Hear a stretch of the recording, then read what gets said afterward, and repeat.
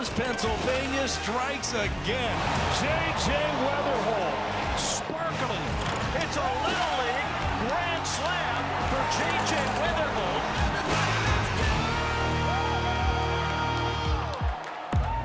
Welcome back to Friday Night Baseball on Apple TV, presented by Verilux. We've got a good one for you between the Royals and the Cardinals here in Kansas City. Well, sometimes the hardest thing for a top prospect isn't reaching the big leagues, it's living up to the hype once you get there. And J.J. Weatherholt has more than lived up to the hype. In fact, he has surpassed expectations as a first-round pick. He currently leads all rookies in WAR, and if he maintains this pace, he would post the best WAR by a rookie second baseman in the last, get this, century.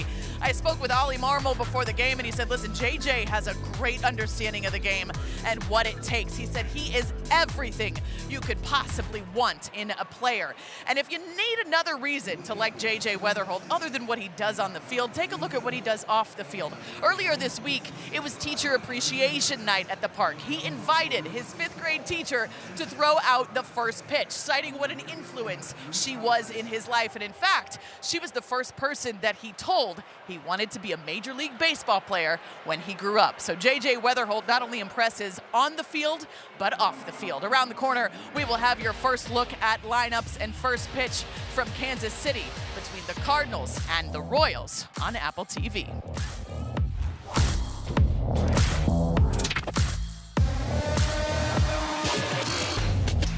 Welcome back to Friday Night Baseball on Apple TV, presented by Verilux Lenses. Alex Faust, Ryan Spilborghs, Trisha Whitaker here with you. We need a balanced perspective in this I-70 rivalry. Who better than the former Cardinal and longtime Royals broadcaster Rex Hudler? Let's spill the beans. Oh, can they see us? Yeah. Hey, I was just encouraging those young players. See our guy over there? Oh, I see him. He's just tracking us. What's up, stud? Hey, Ryan Spilborghs. Right. Everybody calls him Spilly. Spilly and I we get to talk about baseball. This is Spilly, man. Yeah. He's a guy. You get your dude, man. I'm proud of you, man. And that's Spilly. Appreciate it. Are you in there tonight? Yeah. Oh, he's getting to play tonight. He's in there. This is Apple. Ryan Spilborghs. Did you guys ever cross paths? We were in camp together with the Rockies. When you go out, do you do your own shopping? Yeah, I mean, I love it. I go out and do everything myself. You know, it's like you're the hometown kid, so I don't know. Yeah, like I don't know. I don't really think of myself as a star or anything like that. Yeah. But I was always a big manipulator with my hands. I want to push my hands, try to hit a ground ball the other way, or try to force to stay inside Now it. you're just firing your swing. Yeah. We got 6 balls. Yeah. We need 7. Okay. All right. That's the plate. If I'm a left-handed hitter and I'm facing that way, I got the righty pitcher over there. I definitely kind of want to eliminate anything, something coming into me, right? Because if it's that sweeper that starts in, it's going to hit me in my back hip. So I'm going to probably take out this one. I'm going to take out this one. I don't really want to deal with the ball in the outside corner, right? Because you can lob that to the left, and I've seen you hit a couple homers that way. Hud, we're good. Okay, we got our guys. Yeah. Just a taste of the Rex Hudler experience. It's going to be a lot of fun. We'll have him join us in the 4th inning. The Royals taking on the Cardinals tonight. Down on the field, the Cardinals shortstop Mason Wynn with Trisha Whitaker. All right, Mason, when you have 7 hits in your last 15 at-bats, tell me what's working for you at the plate recently. Yeah, just using all parts of the field, just trying to take good at-bats, just trying to get on base with the guys behind me. It's been real successful as of late. Ollie Marmol told me that the consensus between this group is that you guys have not had this much fun playing at a professional level ever. Why is it? What is it about this group? Man, I mean, we've been playing together for, a few years now. It's just all the boys, really. It doesn't even feel like, we're just going out here having fun. It definitely doesn't feel like a job, and, it's a grind. But when you're going through with a team like this, it's just a lot of fun every day. Mason, good luck tonight. Thank you. Thank you so much. Guys, back to you.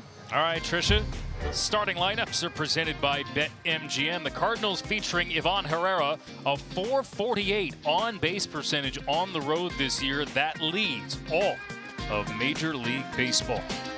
He's been an on-base machine for the Cardinals. He'll face Seth Lugo, activated off the concussion IL today after his former Mets teammate Brandon Nimmo hit a line drive off his forehead last Wednesday. Scary scene, but Lugo appears to be okay, and he's back on the bump tonight. Yeah, I mean, when you think about a guy like Seth Lugo, 36 years old, and he just has such an arsenal. Power and light. He's going to utilize a deep arsenal. He doesn't know quite what he's going to go to when we spill the beans on him, and then a clean sheet. No Bobby Witt, no Michael Garcia. He pitches to contact. You're going to have balls in play. Let's make sure that the Royals defensively are in a good spot. StatCast is powered by Google Cloud. I'm not kidding. This guy has 9 different pitches. So the best way to show you is the difference in feet. Fastball, 4-seam, all the way to the slow curve. That's 12 feet of separation. A hitter only really covers about 5 to 6 feet. So this gives you an idea of how he can mix, match, manipulate the strike zone by throwing off your timing with all of his pitches. A couple of years ago, he finished second in Cy Young voting in the American League behind Tarek Skubal. Royals electing to sign him to an extension at last year's trade deadline, and the veteran will go to work against the rookie J.J. Weatherholt. A fastball that catches the inside corner, and we're underway in Game 2. Well, Alex, I could not wait to watch J.J. Weatherholt live and in person.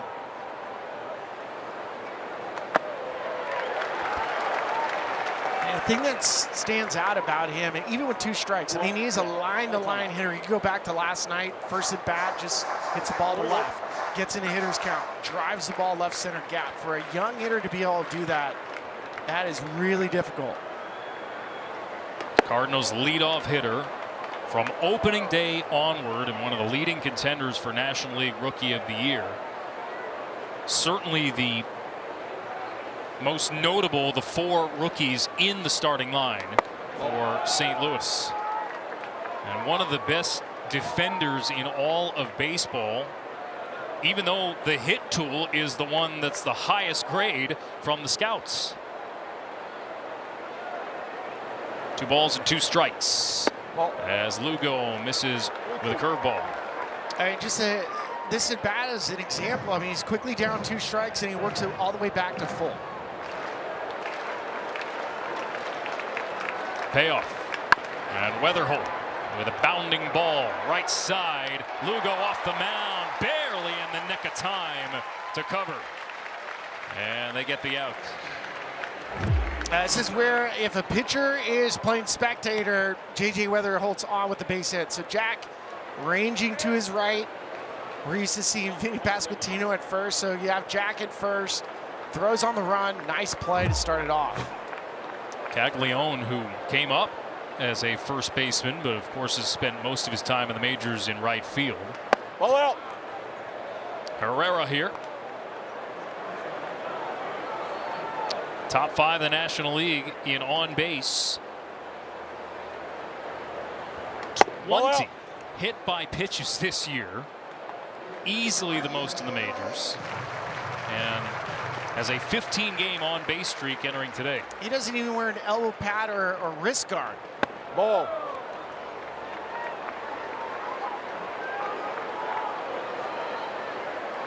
In fact, he's been hit by a pitch in 3 games in a row entering tonight.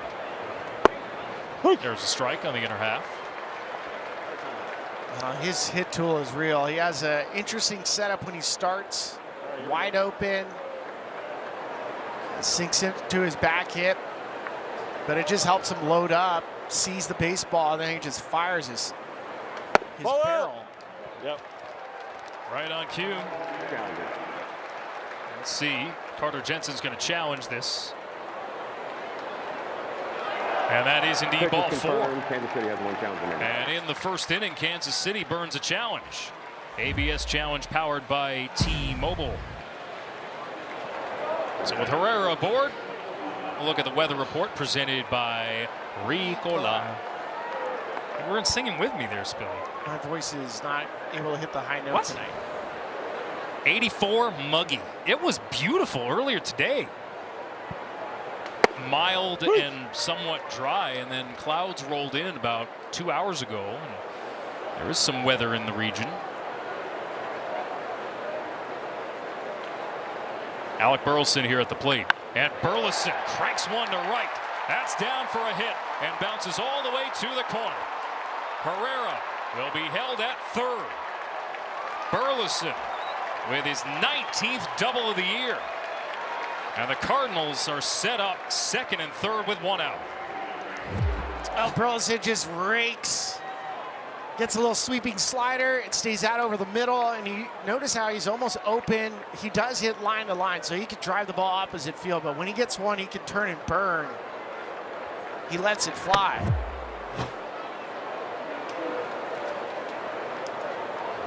.105 off the bat for Burleson, who now has reached base in 19 in a row.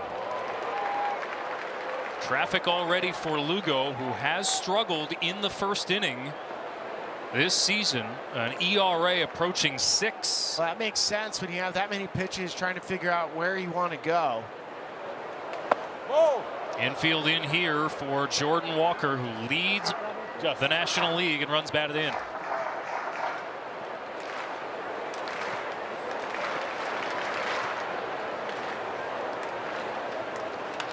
And Walker fights one off to right field. Rave will back up on it.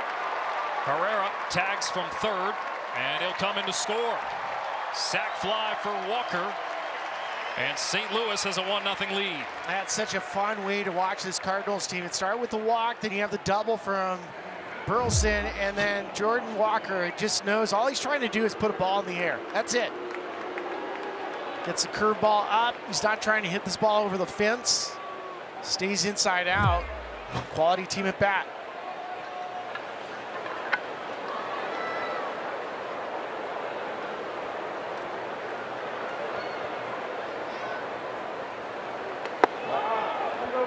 I'll bring up Lars Nootbaar. And the Cardinals have used this formula all season long between Burleson and Walker. And now Nootbaar with a fly ball to center field. Lane Thomas took a step in, but he recovers and makes the catch. Cardinals strike first tonight in this I-70 rivalry.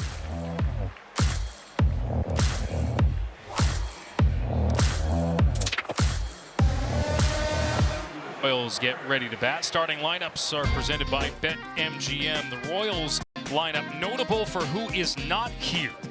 No Bobby Witt Jr., no Michael Garcia. Witt, who kind of got twisted up with his knee yesterday, is unavailable. And instead, you're going to have to rely on guys like Michael Massey and Carter Jensen. Tyler Tolbert is in at shortstop today for Kansas City. They will face Michael McGreevy, who's been a tremendous story for the Cardinals, making his 15th start of the year. Carter Jensen takes a strike. Jensen, the rookie, 10-game hit streak coming in. But this St. Louis pitching staff that perhaps had more questions than any other part of their team. McGreevy, tell you what, he's put together a fine season, a sub-3 ERA, despite not having a lot of strikeouts to his name. A season ago, Michael McGreevy was called up and sent down 5 to right look on the out. backside. Caught a piece of Royals first base coach Damon Hollins. That's the second time.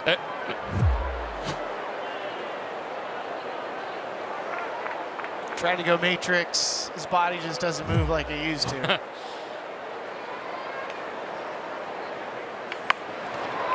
A slow looping line drive that'll fall for Jensen to get the Royals started, exploding for 14 runs yesterday in Game 1 of this series as we spilled the beans on McGreevy. Well, McGreevy's not a huge strikeout guy. Meet me on DP if you're a Gaucho, you know what I'm talking about.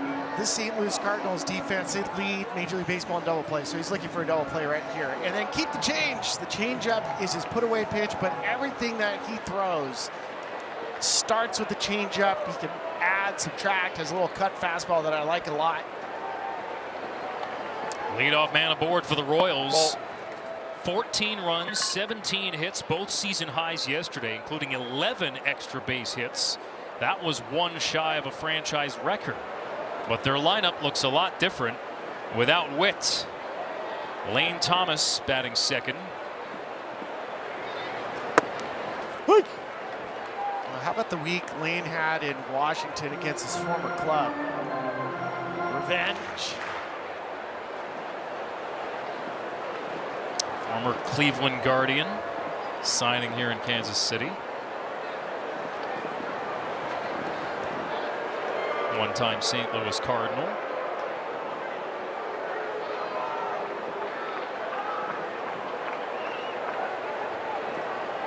Signed a one-year deal here, trying to get his career back on track. Disappointing season last year, left off the Guardians' postseason roster.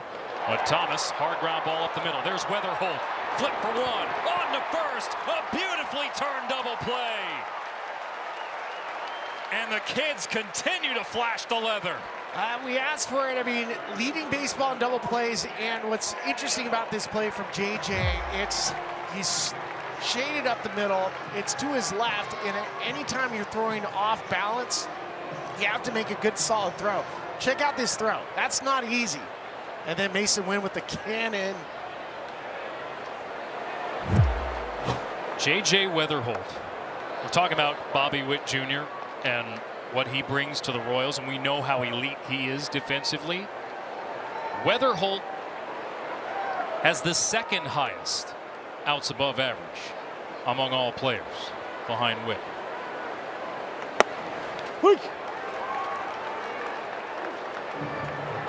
They lead the National League, lead all of baseball for that matter, in double plays this season.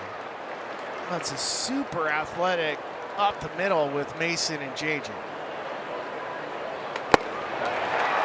Good morning, good afternoon, good night. Jack Caglione is fan. And just like that, McGreevy faces the minimum in the first.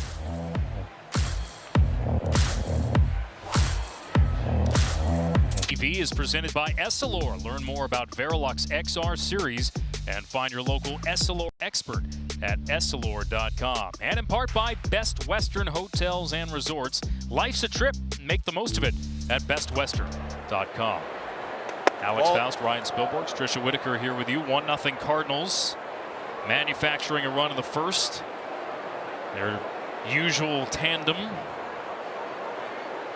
Walker with his league-leading 58th RBI after the double from Burleson, moving Ivan Herrera to third in the process. And sac fly from Walker got him home. Mason Wynn, part of that double play for the Cardinals in the home half of the first, pops out here to begin the second. When a convicted murderer is released from prison, he begins infiltrating the family of the attorneys who helped put him behind bars. Inspired by Martin Scorsese's iconic remake starring Javier Bardem and Amy Adams, Cape Fear now streaming on Apple TV. Did you have to read that because Jimmy Crooks is coming up to the plate? Ooh, that's good timing. Crooks, the DH tonight for the Cardinals, one of the 4 rookies in their lineup.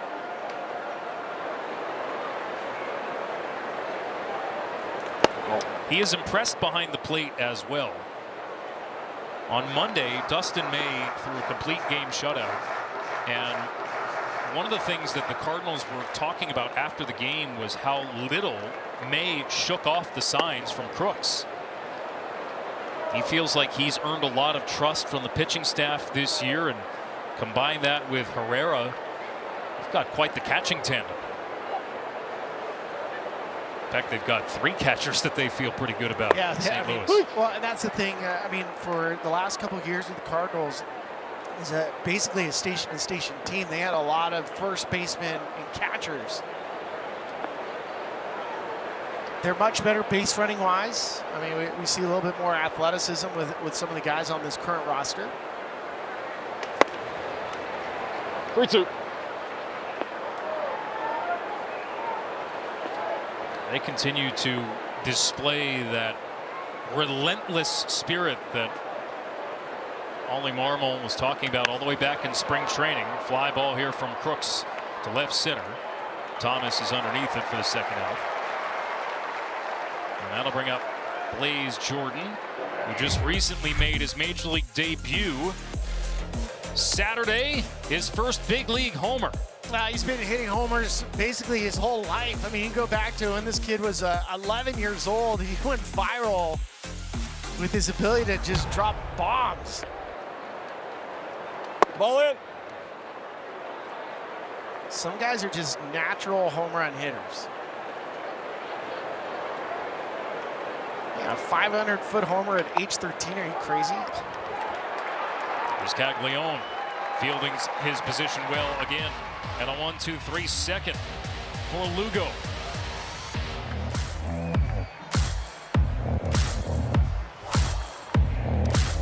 On Apple TV. Well, it's not often we talk about assistant hitting coaches on the broadcast, but when we talk about the start that Jordan Walker has had to the season, you gotta talk about this guy right here, Casey Chenoweth. He is behind a lot of what Jordan Walker has done, but listen, we all love this game of baseball, but do we love it enough to sleep in our car for a few months to make ends meet while pursuing the dream? Well, Casey Chenoweth did. It was the fall of 2016, guys, and he had a 2004 Buick Regal. And for about 2 months, he just didn't have money. He was giving hitting lessons, but he had to sleep in his car. He told the media the craziest part about it is that every time he thinks about it, he was actually super happy at the time and felt like he was in a good place. Eventually, he stopped living out of his car, grinded his way through the minors, and now he's here helping Jordan Walker. And later, we'll tell you about how he is to credit for helping Walker simplify his approach to the plate. But Alex and Spilly, I love this job, you know, and I love this game, but I'm not sure that I could sleep in my car. So kudos to him. Some of the stories, Tricia, for guys who come up as players through the minors are harrowing. I can only imagine trying to break in as a coach. I spent some time with him, so it was a black Buick Regal. And he said one side of the door was painted red. So it's not like, you know, this isn't a sleeping van. Like,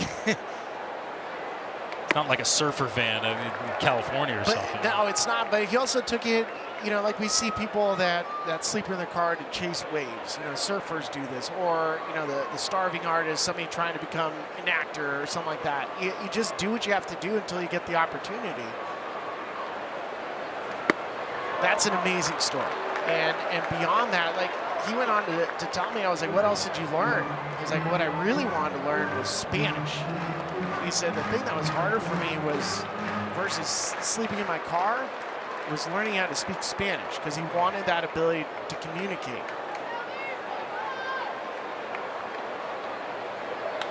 There's Salvador Perez, deep to left field, way back there, and caught up against the wall. Perez just missed it. He hit a homer yesterday to break a tie with George Brett for the most ever at Kauffman Stadium, and nearly had another. Yeah, I thought off the bat he had a chance to watch this one fly. And there's Lars, about a step in front. The preview's like, that's an out.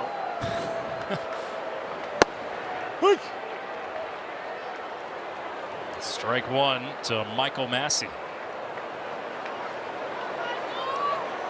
He's been putting together some good numbers lately. And again, this is somewhat of a makeshift lineup for the Royals, who have been ravaged by injuries all season long. Not only Witt, Michael Garcia, who's been dealing with some nagging soreness in his hand. He's available off the bench, but likely not in an ordinary scenario. It'd have to be an emergency. That's what Matt Quatrero, the Royals manager, told us. And then Vinny Pasquantino, who's out for a while.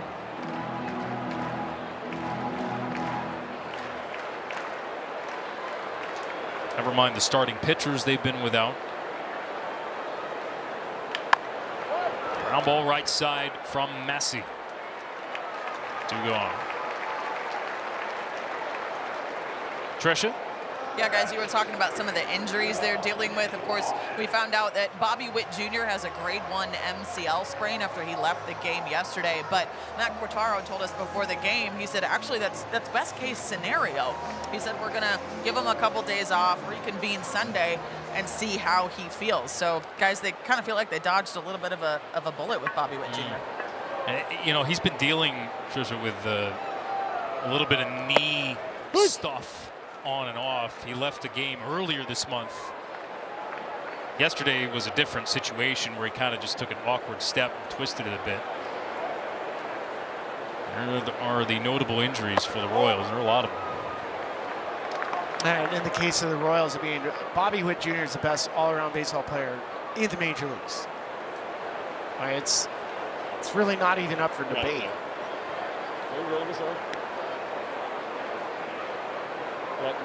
Didn't burn. You got a timeout left. Nice communication there from Trip Gibson, the crew chief behind home plate, as Nick Lofton bats. The base is empty and 2 out.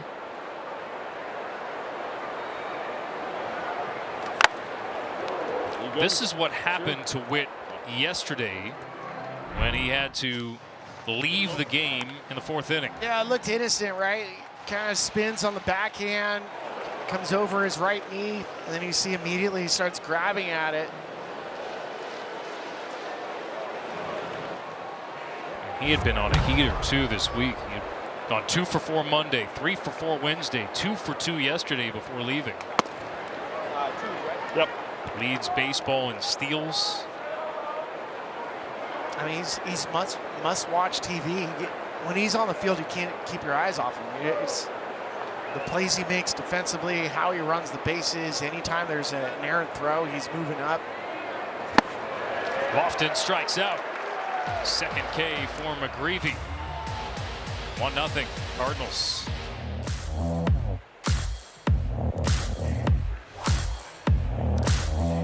It's been together for a little while now.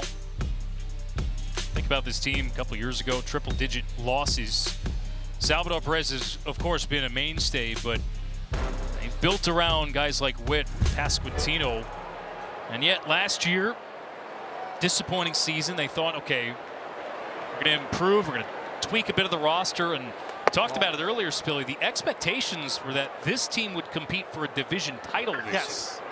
And there's no reason why they couldn't. And then you start, not having things go your way. You have injuries. It's still up for grabs, right? We still have a lot of games left. I mean, this is game 77 for the Royals. But it's starting to get, you need to go on a tear. Oh, well. The one saving grace, and it applies to a whole bunch of teams in the American League, is that the AL has just It's a mess. got a lot of mediocrity this year. It's a mess. I mean, there is a non-zero chance we get a team in the postseason with a below 500 record. Awfully tough to do that, but it's a non-zero chance this year.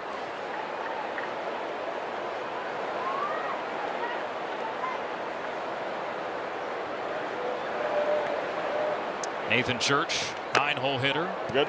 Leading things off for the Cardinals here in the top of the 3rd.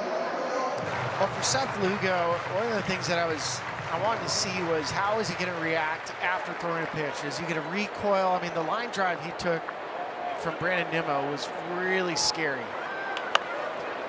And All right, we'll start with Lugo.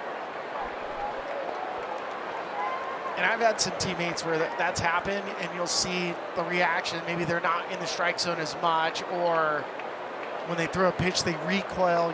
They're almost anticipating it. Seth is just throwing pitches like it's normal, which is great to see. Jensen tried to frame that one. Count runs full. What was striking in that line drive situation, the comebacker, was Nimmo looked more shaken up than Lugo did. Ball. Usually hitters are.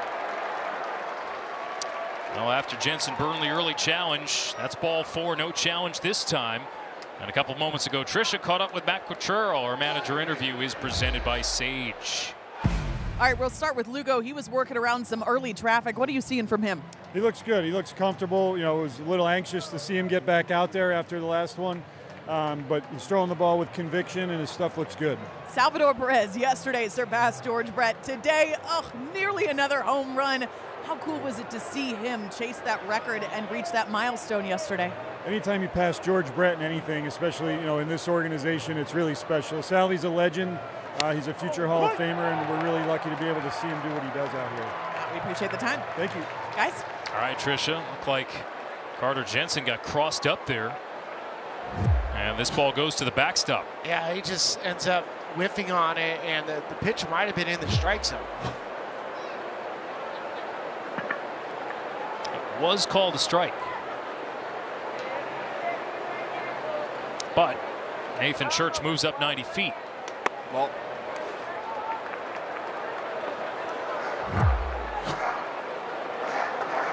you see a lot of guys working for the ground up, and he just ends up a little early, ends up in the strike zone, so at least he didn't get a non-strike call.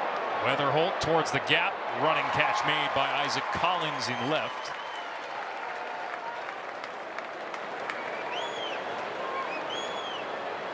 Former Milwaukee Brewer makes the first out.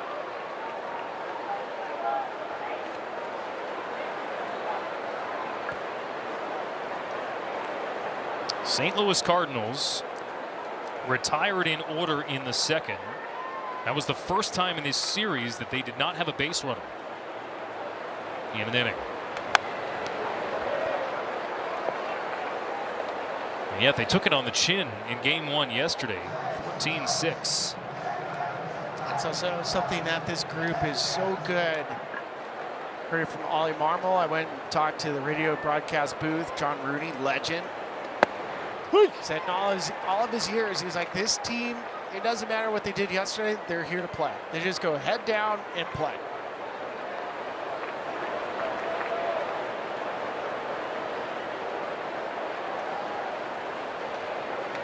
This is a sport, Spilly, that you have to almost not care about the results sometimes, right? Yeah. Well, the thing that you should care about is, I mean, you still have to care about results, but you can't let the results from yesterday change who you are today. Bounding ball right side, throw for a base hit just past the glove of Massey. Ivan Herrera drives home Church.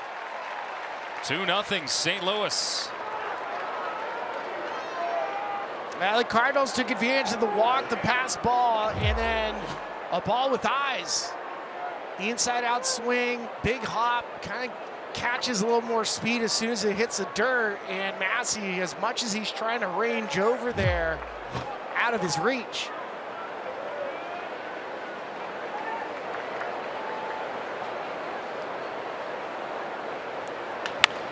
Hard ground ball right side. Caglione steps on the bag, and they've got Herrera in a rundown.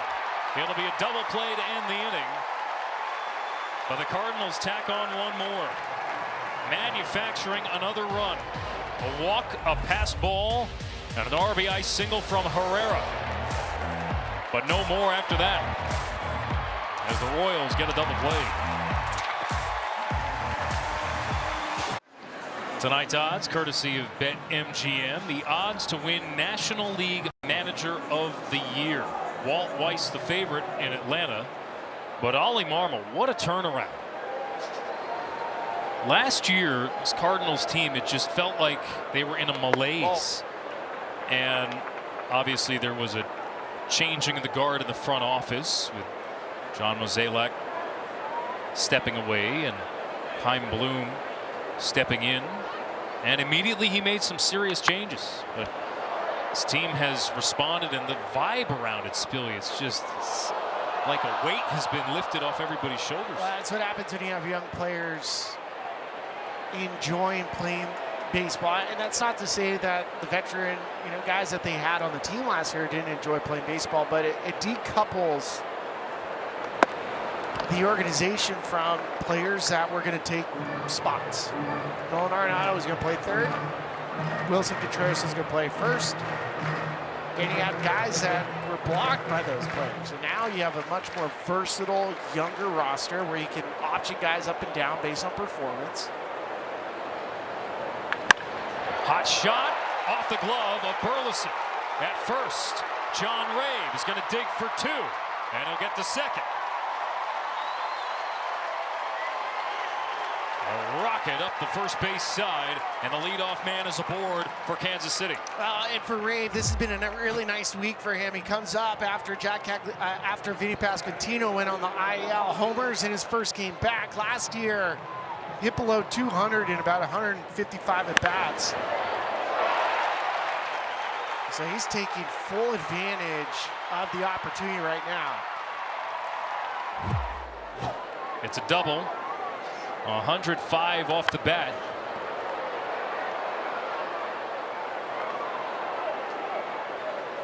And Isaac Collins now. John Rave, hustle is very much a big part of his game. Former AAA Player of the Year in the Royals organization. In scoring position as Collins ducks out of the way. Big shift on for Isaac Collins. Last year, one of the top rookies in the National League. Traded to Kansas City.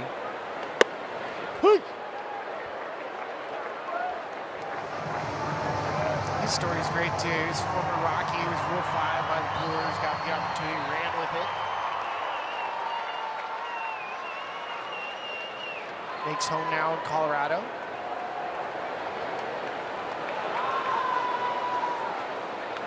One-two foul back.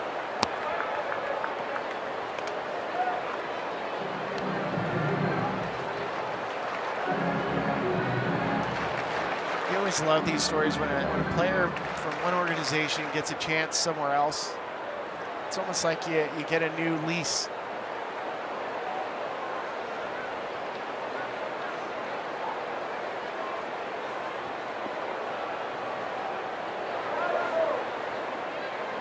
Rave just up from AAA with another extra base hit as Collins bounces one up the middle. That'll move the runner over. Strong throw from Wynn to get the out. Moments ago, Trisha Whitaker with Ollie Marmol. Our manager interview was presented by Sage. All right, Ollie, I want to talk to you about that productive first inning you had. Jordan Walker with the sac fly. What are you liking about the at-bat so far? Yeah, I like our approach so far, man. There's a lot of growth in these guys. You look at that first inning, able to put one up there, and then Churchy at the bottom of the lineup, drawing a walk. That's something he's been working on, and then being able to score later on. So I like what we're doing so far. J.J. Weatherholt and Mason Wynn, a beautifully turned double play. J.J. with the athleticism, Mason with the cannon of the arm. What'd you like about that? It's a lot of fun watching those two guys, man. They're young, they go about it the right way, and they're going to be fun to watch for a long time. Ollie, appreciate the time. Yeah, appreciate it. Guys? All right, Trisha, boy, got to be thankful for these protective screens because the shard of this bat went straight back. Yeah, well, and for Tyler, he's getting a spot start just because of the injury to Bobby Witt. And with Michael McGreevy, he just completely saws him off.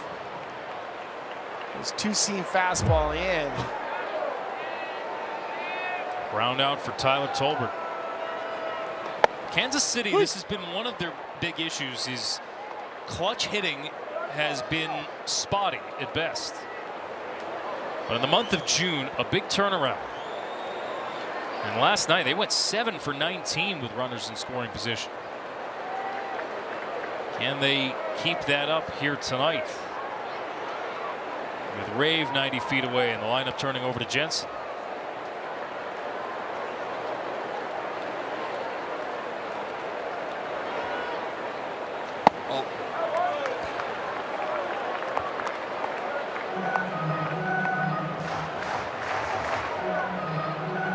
Jensen, 20 games played last year. Getting his first taste of the majors.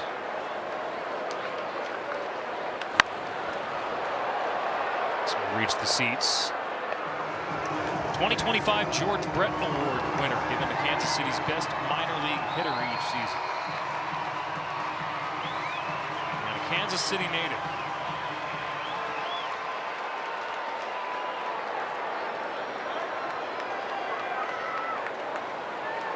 Part of this homegrown core.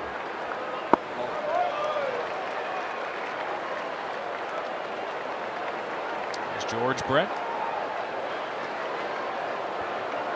His record for home runs in this ballpark toppled last night.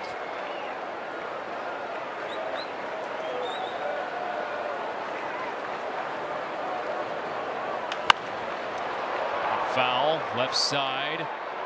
Curling towards the seats, but it'll be tracked down by Newbar. Had to run a long way to get this ball. Looked like it might have reached the screen. It stayed in play. And the Royals strand a man 90 feet away. I used to love leading off on the road. When I was in the visiting uniform, I was the first guy up in the play. And I would make my first mark. It was an unblemished batter's box. And I would make my toe hole in there. And I went, yeah, this game is my game. And now he gets to make his mark in the broadcast booth with us. You guys don't need any help up here. I've been listening. And for you to let me come on with you, Spilly and Alex, I'm just so proud of that. We appreciate you coming in, Rex Hudler, former Cardinal and longtime Royals broadcaster. So 3 innings in the books here. What's your take on what we've seen so far? Well, you know, you go, we go, Lugo. He's my guy, man. We like him. And Spilly, you got a guy out there that legitimately throws 9 pitches. That's amazing. Are you kidding me? The thing that was surprising, Rex, I mean, this is the first start after taking a really scary liner off the head. And I've had teammates, the first start back, they're nowhere near the strike zone. They're nibbling on the corner. They're not attacking the strike zone. And Seth is just like, here's my stuff. I'm after you. That'll tell you a lot about him and his experience as a veteran, his wealth of knowledge, how much fun he's having now competing. I had a nice long talk with him yesterday. And he was telling me, I asked him if he ever gotten hit like that ever. He goes, only in my amateur days I got hit in the shin really bad, broke my leg. But other than that, it's been all good. That's a good swing there. Yeah, Jordan Walker punches this one to right. But Seth, he's so fun to watch. And if you're a hitter, Spilly, what are you looking for up there? I love his slow curveball. The slow breaker. I think break. oh man, even watching this is frightening. There's Brandon Nimmo. It hit off the bill of his hat and then caught the head upper part, but didn't hit him, squarely. You can always tell by where the ball bounces after it hits a player whether he got it or not. I love what he was, yelling at Nimmo though after that whole thing. Hey, hit it over there, not at me. Well, he told me that everybody was nervous. They were looking at me. They were grabbing me and holding me, and Nimmo was out there, and I'm telling him, let me go, let me go. He's telling his buddy that. And that's what some guys were telling him after it was over. But he said the moment everybody stared at him in the dugout when they took him off, because when you get hit in the head, Spilly, that's dangerous stuff in any sport, but especially this one with that rock. That round rock does damage, man. Well, and both teams are freaking out. Exactly. Hey, now I don't know. We got to talk to Haas earlier tonight, but Haas hit one off of Alex Cobb in Tampa Bay that we thought that we lost a player. Hit him right in the back of the ear. If it hit a couple inches more closer, would have hit him in the temple. Haas remembers that, I'm sure, because everyone does. I remember the place went silent, and we didn't in the booth didn't say a word, one word, and then Cobb started moving his feet. That way we knew he was alive. We knew he was conscious, but man, it's so dangerous, this business. Oh, yeah. Walker picked off. Yeah. I don't think Walker believes it. Seth got quick feet, man. You better know that in the scouting report ahead of time. He's not budging from first. He thinks he's safe. Oh, he's out. Good tag by Cags. That is a very quick tag from Caglione. Hey, I think he got stuck in the dirt. Yeah, that happens sometimes. But Spilly, I used to like to tag runners and let them know they were tagged. You kidding me? Come on. A firm tag is. It's beautiful. Wow. Hey, look, we're playing the game. This is hardball. Look at this tag. Look at his arm. His arm will vibrate with the tag. Bam! Look at that whole arm. That you know you were tagged. And immediately after the pickoff, Lars Nootbaar with a line drive up the middle. Getting back to Lugo, big curveball is really fun to watch. That slow 60-something mile an hour, baby. And then he mixes in everything else. There it is right there. If it's a hanger, though, Spilly, even players like you and I can hit that. I mean, you just got to throw the swing. That's it. All you have to do is throw your swing. I don't mean to put you in my category as a player, but we were similar. Hey, you got 10 years. I would have done anything for 10 years of. And I ran all that too. I ran every bit of it. I couldn't hit a lick, but I had a lot of fun, especially playing with the birds on the chest. Well, this is a fun team to watch right now This is going to be an inning-ending double play. Roll him up. As Wynn grounds into the 4-4-3 double. Couple of smooth fielding infields.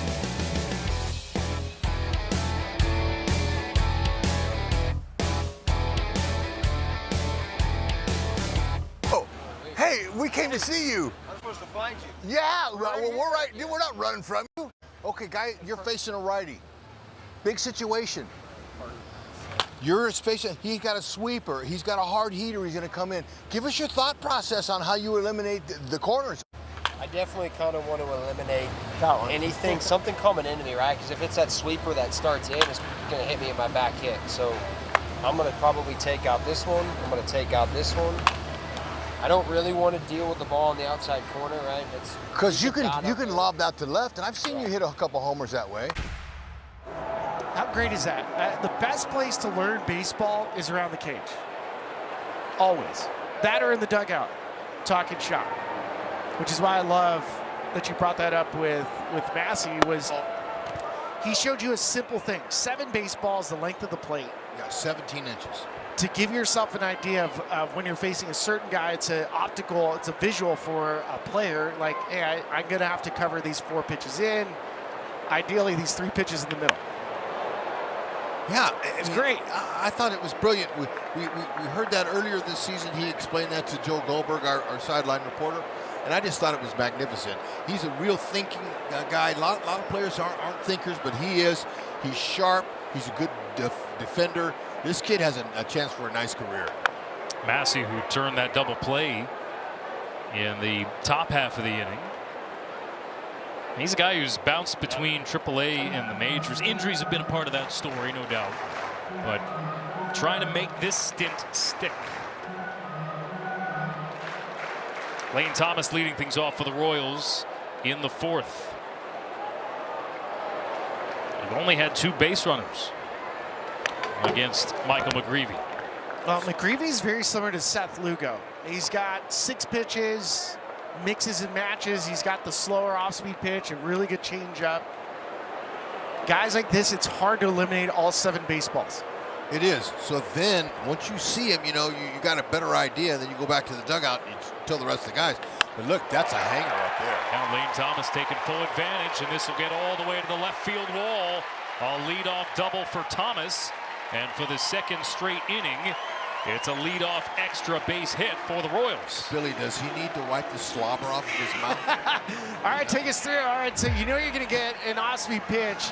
That's right down Broadway, and there's Lane Thomas. Slobber all over his mouth, because all he knows, if I throw the swing, I got extra bases. And if you get under it, you'll get some backspin, and that's a tater, and you'll be able to trot them all. But hey, right now, nobody out. Play the game.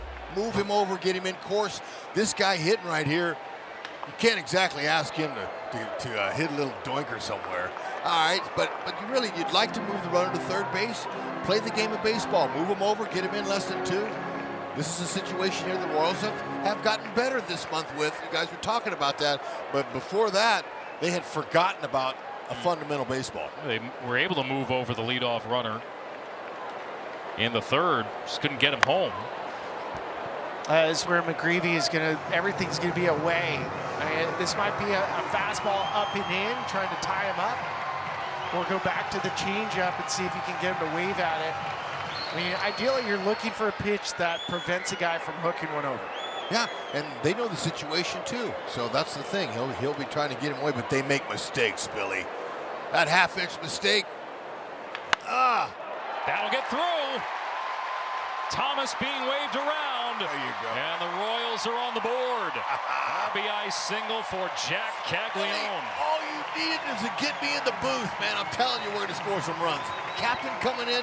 Did he just miss that or what the last time up? He did. So check this out. This is 2 strikes, and for Caglione, he's literally just trying to put a ball in play. That's it. Look at that. That's an adjustment. That's about a 70% swing. George Brett, he's famous for talking about that. Look, you don't have to swing hard. Swing 70%, you'll hit 300. He's right. It's been a big month for Jack Caglione. It's over a 360 batting average in June. Here's Salvador Perez. Hard hit ground ball, flagged down by Jordan. Long throw on one hop in plenty of time. Blaze Jordan, who was impressed with his bat, but he's played a strong third as well. It's a good opportunity for him to show his skills, especially the guy who hit it. So Salvi's, he's not going to beat the ball out, but I like how he used the turf there. This is a big help for anybody on that side of the diamond, even the shortstops. One hopper on the turf, that's an easy way to get it out. Caglione moves up to second. Okay, here's our guy, Massey. Let's just see if he can find something he likes. Yesterday, what a trading places inning the Royals had with 5 doubles. That was crazy. So we kept calling for, trade places with him. Good movie. Yeah, let's see if Massey can do it. Oh, no. Hey, what kind of fuzz has this guy got? Has he got any? No, I mean that's the thing with Michael McGreevy. I mean, he just has a sense for pitching, and it's amazing. I always talk about UC Santa Barbara because that's where I went to school. But you look at the last couple years, there's been some high draft picks. McGreevy was a first rounder. Of course, you saw Shane Bieber was a high draft pick for Andrew Checketts. Right now, there's a possible top 3 pick coming out of UC Santa Barbara. There's been a lot of good pitchers.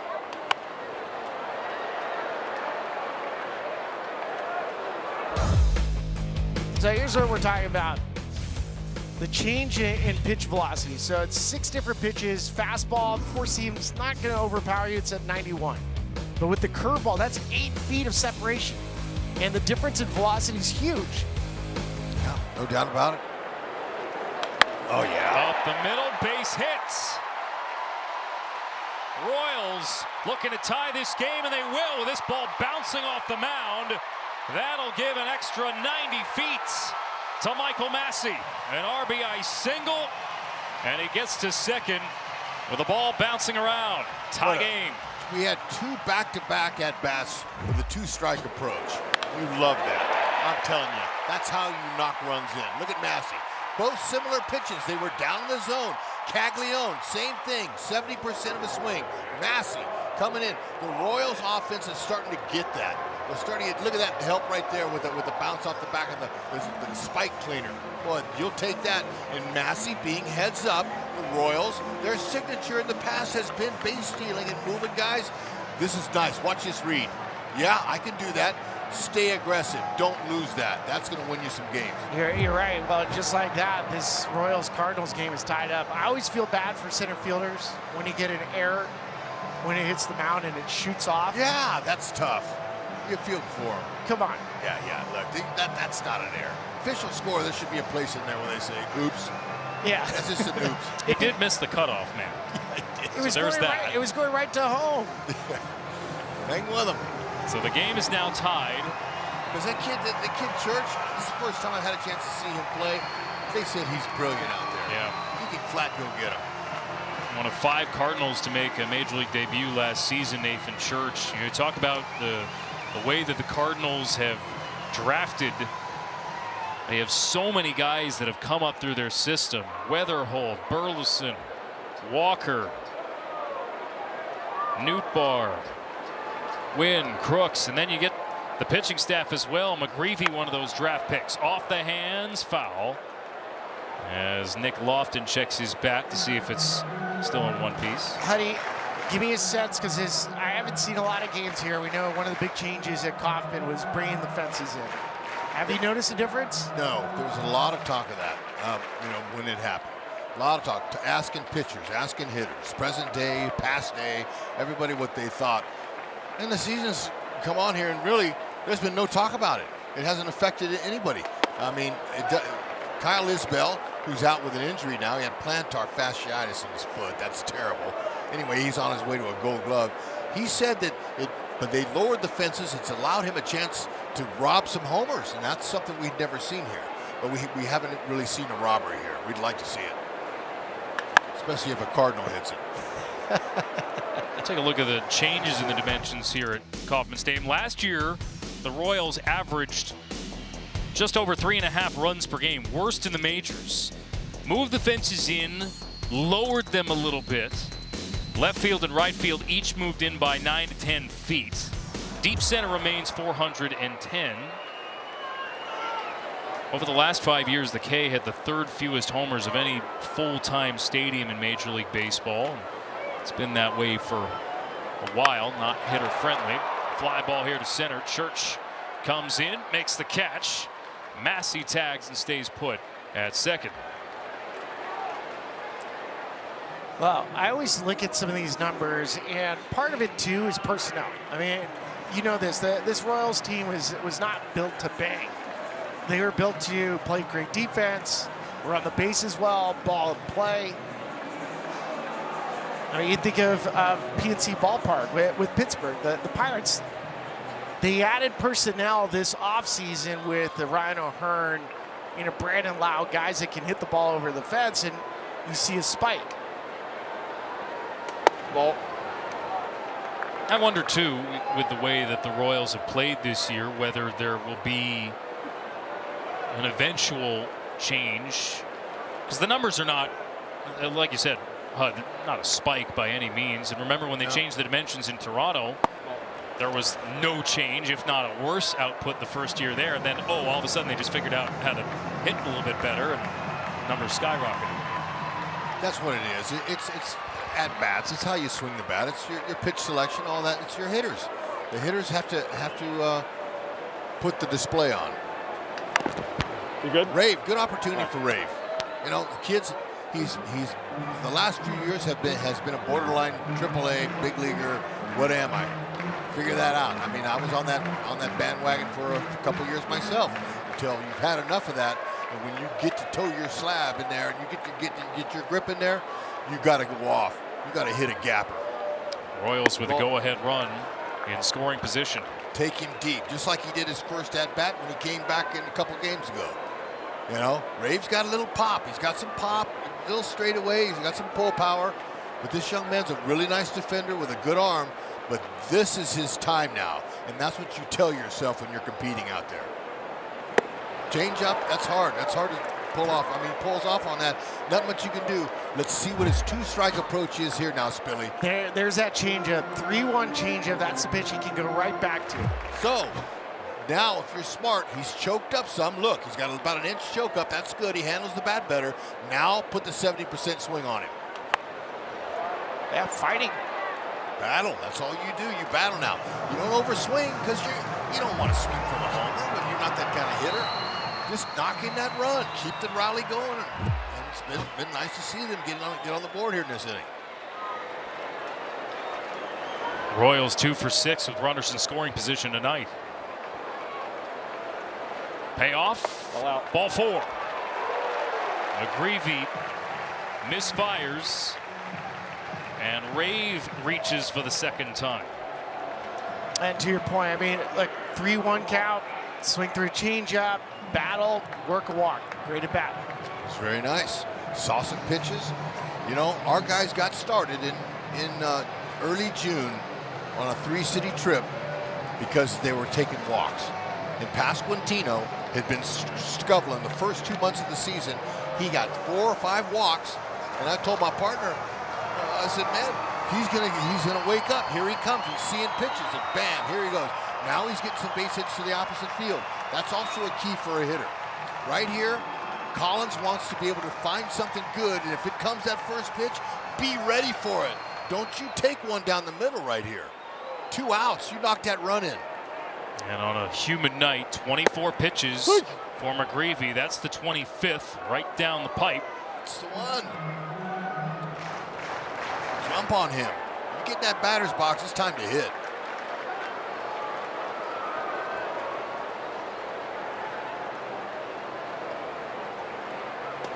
Collins 2 for 5 yesterday.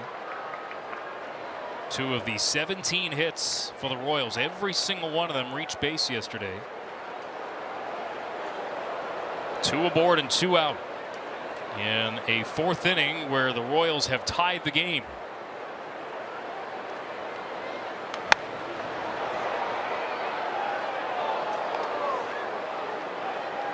It's a great crowd.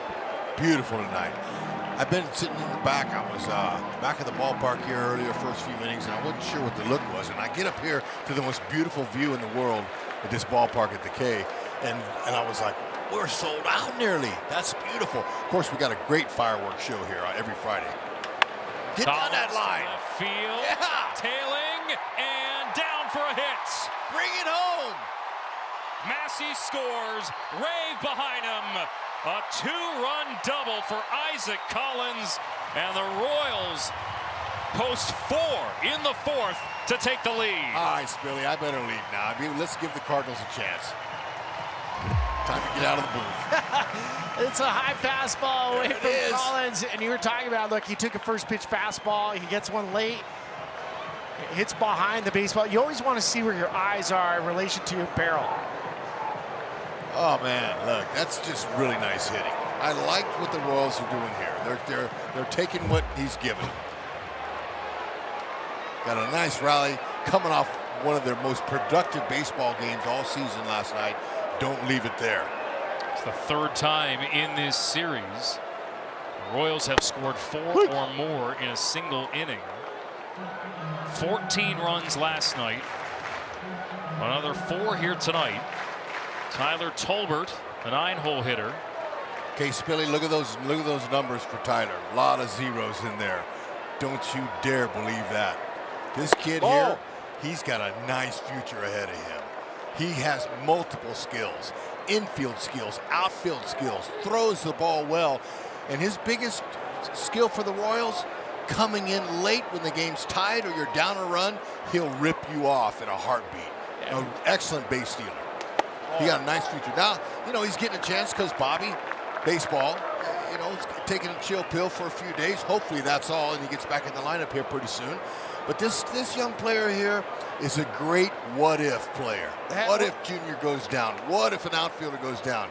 You've got to have somebody like that. Nice pick by Jordan at 3rd. He continues to play a strong infield, but McGreevy gives up 4. The Royals have come back to take the lead.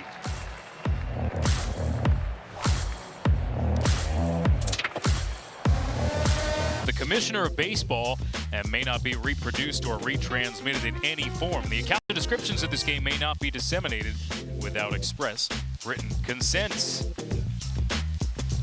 Love us some HUD. Man, you guys are giving me way too much love. Billy, they had a makeup lady up here. I said, ma'am, you cannot polish a guy like me. It's not going to work. She laughed, put a little makeup on my forehead. But, you know, Spilly, being a ball player, we don't want any makeup on us. No. It's called war paint. No, it's called eye black. Reframe it that way.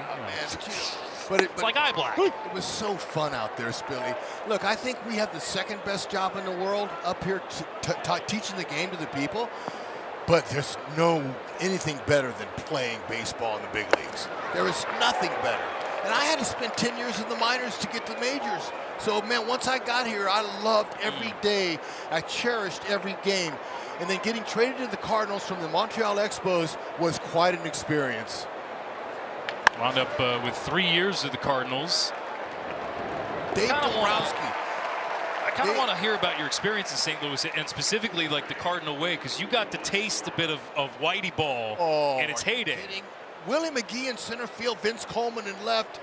We had Ozzie Smith, Terry Pendleton, Oquendo, Guerrero, Pedro Guerrero. Todd Zeal was a young catcher. They moved to third base later, and but it was the speed.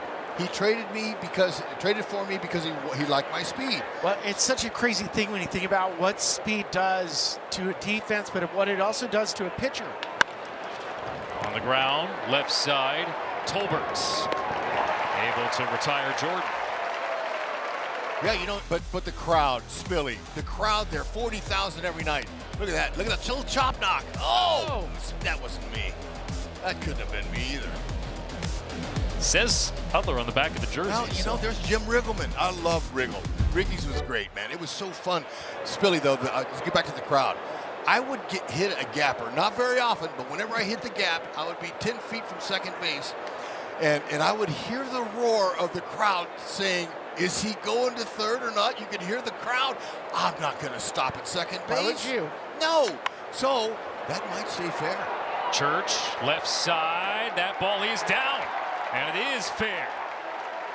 Just tucked inside the line. Church digging for three. The throw doesn't reach third base.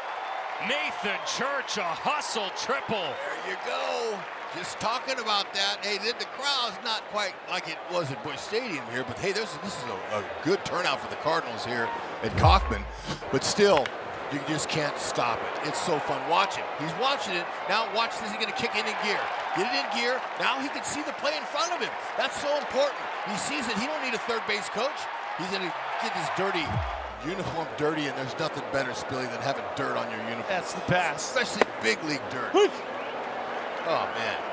So there's 2 outs. You know, still, that's a great job and a nice hit off of Lugo. And the lineup turns over to J.J. Weatherholt here. This guy's dangerous. And we're talking about Whitey Herzog's teams in the 80s. Last year was the 40th anniversary of the 1985 pennant-winning Cardinals, a group that lost in the World Series, 7 games to the Royals. Grounder right back up the middle. Lugo flags it down and ends the inning. And Church is erased 90 feet away. Lugo, where's the goal?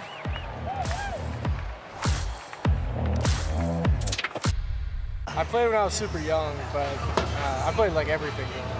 Baseball, basketball, football, soccer. You don't look like a catcher. Yeah. He's not a two-toed sloth. Dude, he's athletic. He can run. Yeah. Well, think about this. I mean, the amount of leadoff hitters that are catchers in our lifetime, there's not a lot. None. Hardly ever. Jason Kendall was the last, the greatest. He stole a whole bunch of bases. I think he stole more bases than any catcher. And he led off. Called a lot of his games, Billy, when he was with Oakland. Played 8 or 9 years with Pittsburgh before that. That's when he became a guy. I mean, he was really a tough ball player, but they put him in that leadoff spot, and he ran. He stole bases. Now with hits in 11 in a row, Carter Jensen, the longest hitting streak by a rookie in Kansas City franchise history. He DH'd yesterday, going 2 for 5 with an RBI double. Yeah, Alex, he's impressive, man. The kid, he's got good poise. Me and Spilly asked him about his workload. That's incredible. I don't know how a catcher does it. He showed up at 1:30 this afternoon for a 7 o'clock game. Well, he said he was hungry. Yeah, so depending on how his stomach was growling. Well, I don't think I want to bring up the alarm situation from earlier this year, because he was mortified by that whole ordeal. That's a terrible thing. But you know, he'll never make that mistake again. Never. Hope not. It's a tough lesson to learn, but it's a growth moment for a big leaguer. Sure enough. Jensen leading things off for the Royals in the home half of the 5th. Spilly, what's also impressive about Jensen, his plate discipline. He's got a great eye, man.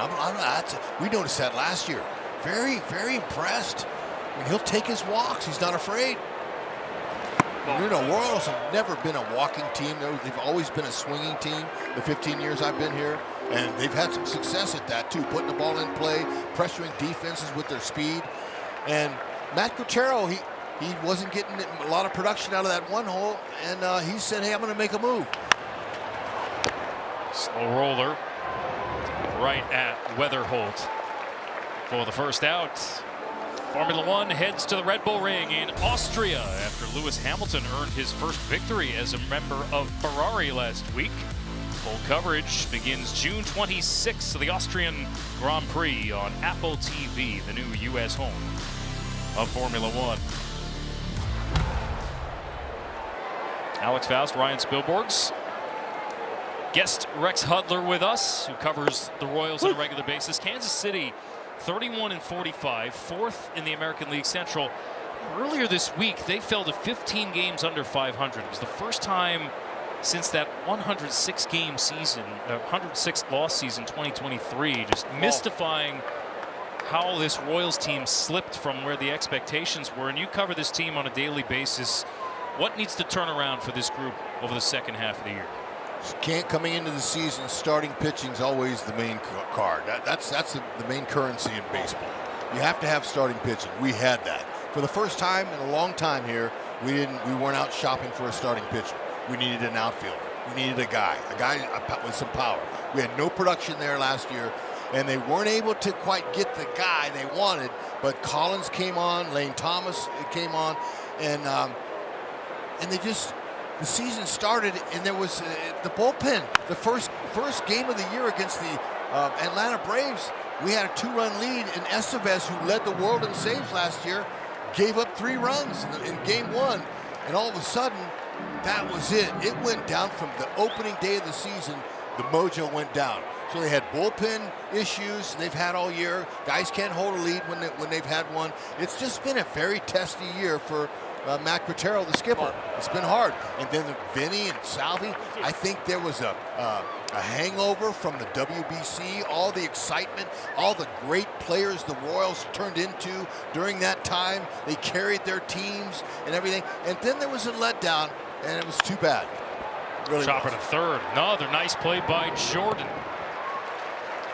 2 gone. Kansas City, remember, had 17 players in their organization that were on a WBC roster. Here were some of the notables that played earlier this season. And yesterday, the Royals did this great raise of money by selling these bats for their urban youth program. And I mean, they're selling Team Italy bats with autographs from the Pasquatch and Matt Caglione. It was awesome. $250,000 they raised with those selling those bats. That was really nice for the Urban Academy out there, Youth Academy. It's so good. They do so much for the local kids there. They can come in for free, Spilly, and you can teach them. They don't just teach them baseball and softball. They teach them life's lessons. They mentor these kids. So it's a great opportunity. Reviving baseball in the inner cities is a huge thing all over the country, and they have it going on here in Kansas City. So it was so special last night. Thank you for bringing that up, Spilly. Yeah. Caglione here. The Royals Foundation is involved deeply in everything. The reading initiatives and all their players. Bobby Witt Jr. goes into classrooms around the city here with a book in his hand, and all these elementary school kids are looking at this superstar. They're going, what's he doing? He's got a book in his hand. It must be important to read. Yes, it is. They've got some magical stuff going on in this ballpark, and I'm telling you, once they can figure a few things out personnel-wise, they've had some injury issues, but you know, they couldn't hit with a runner. Look at that. That's nice. You can't match with that. Gone. Yeah. That's lumberjack. Caglione. You kidding? Sets off the pyrotechnics. Carries a stick. My goodness, Spilly. That was effortless opposite field power right there. I mean, it really is crazy to see a guy opposite field that's 110 off the bat. 110. You saw him. He watched it. He knew it. That left fielder, heck, he's got tracer burns on his forehead for that ball leaving the yard. And that's not a bad pitch. I mean, it's off the plate. Look at the hips. The hips go first, Spilly, and then the hands come after that, but he stays inside the ball. The kid does not have to pull a home run. Oh. Salvador Perez lines one to left. It's over the head of Nootbaar, who did not read it off the bat. And Salvador Perez has a 2-out double. What a 2-out rally here by Kansas City.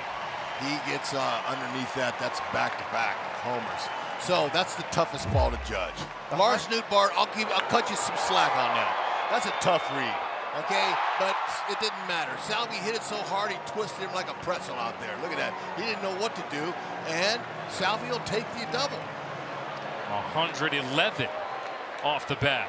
Salvador Perez.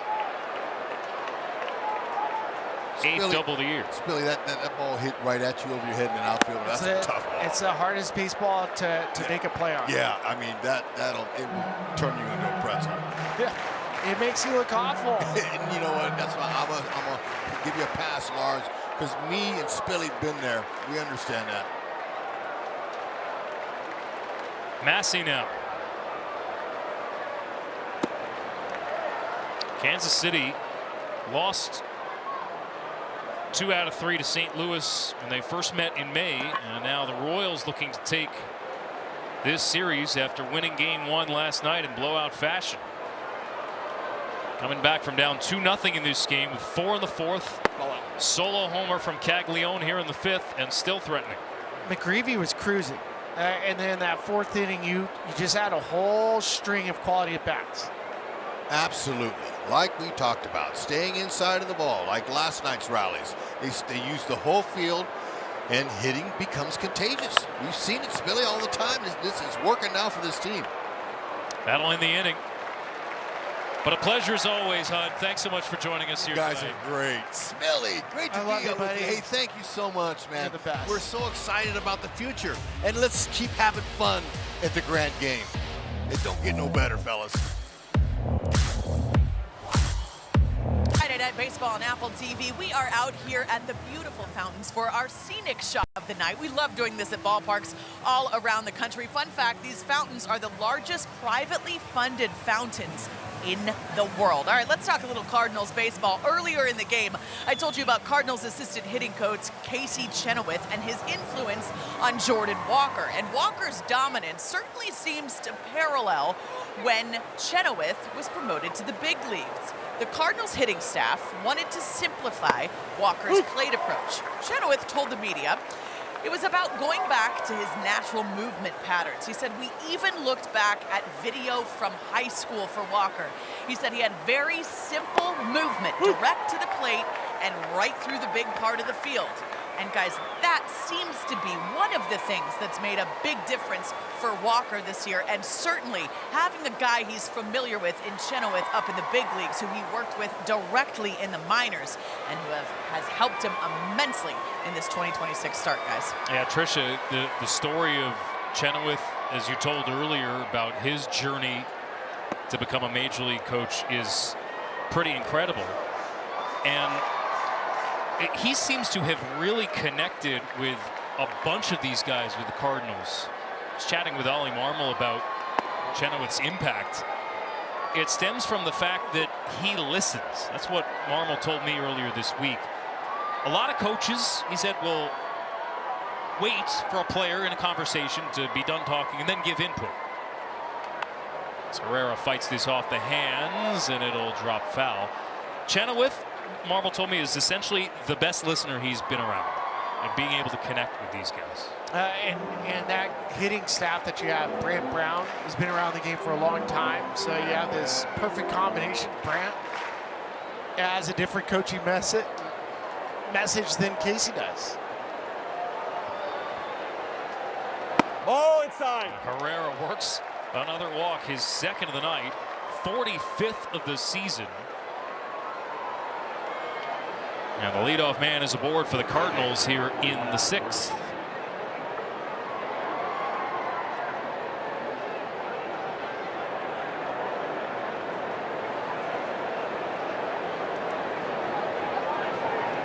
Herrera, who's now reached base 16 games in a row. He had a 25-game streak earlier this season. Nubbed in front of home plate by Burleson. Going to be a tough play, and it rolls foul. Getting back to the Cardinals and what's changed about them,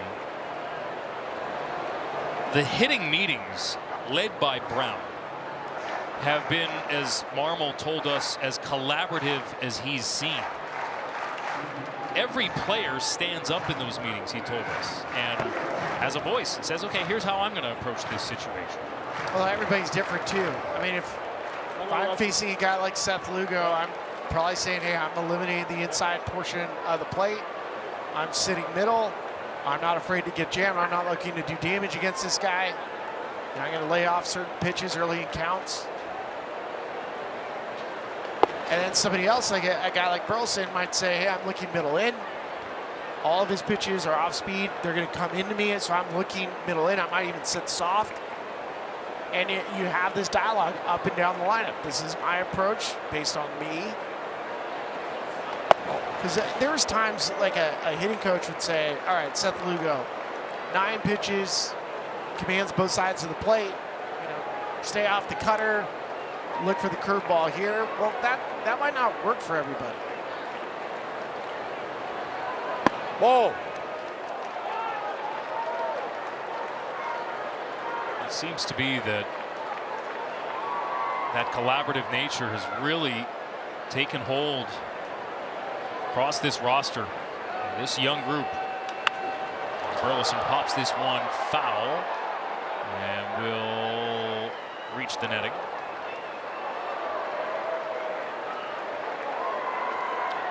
Lugo tonight, and the pitches he's used to get out. StatCast powered by Google Cloud. Don't forget he had a pickoff in there. So 5 on the sinker, 2 on the slider, 2 on the changeup, 2 on the curveball, and 2 on the cutter, and 1 on the curveball. I mean, it's everything. It's every pitch in his arsenal. Kitchen sink.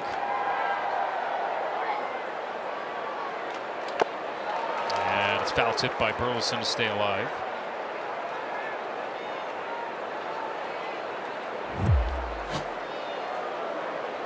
There's a fastball, a little cutter, almost stuck in the glove of Carter Jensen. It's happen chance whenever you see a foul tip.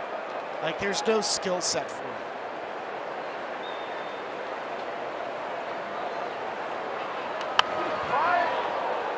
Burleson with a nice battle here.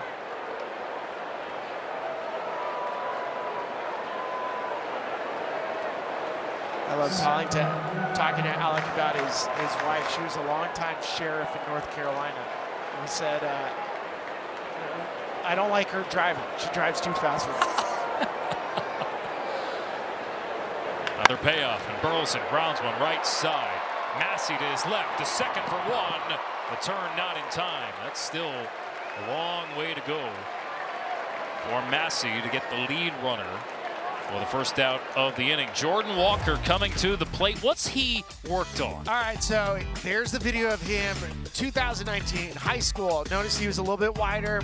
Then he made the adjustment. Last year he was tall, wide open stance, and would just fall. And so spent some time with Casey asking about it. Last year he made an adjustment where he got super wide, couldn't throw his swing because he kept getting cut off. So they found the neutral position for him, and then the move is really simple. Go towards the pitcher, just like Trisha talked about. So he's more athletic. He's a freaky athlete to begin with.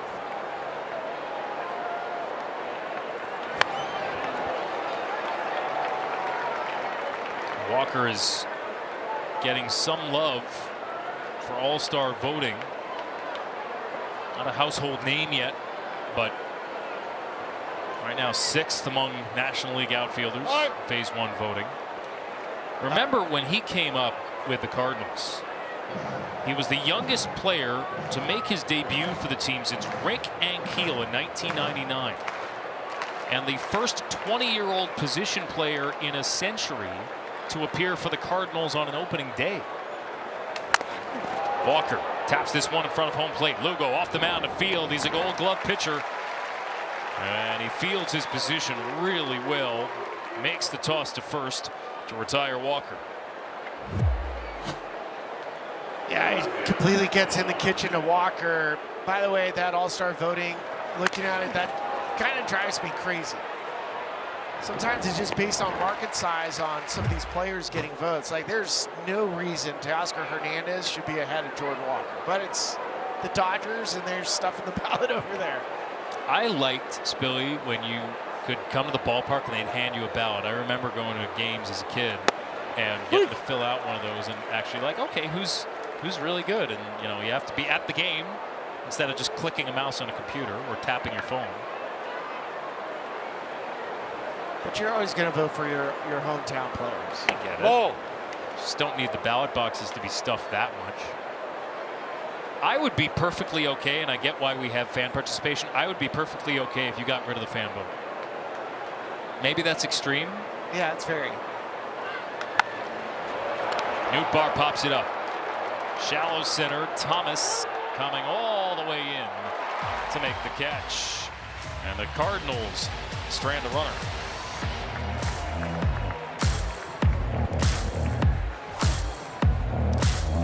Lux Lenses, Alex Faust, Ryan Spilborghs, Trisha Whitaker here with you at Kauffman Stadium. Today is Juneteenth, and Major League Baseball is proud to highlight the diverse voices shaping the game of baseball. Discover and shop a collection of black-owned brands today at MLBshop.com.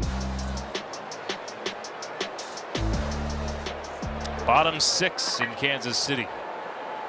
Lofton, Rave, and Collins. The Royals with 4 in the 4th and 1 in the 5th to come back from down 2-0 as George Soriano enters the game for the Cardinals after McGreevy is chased after 5.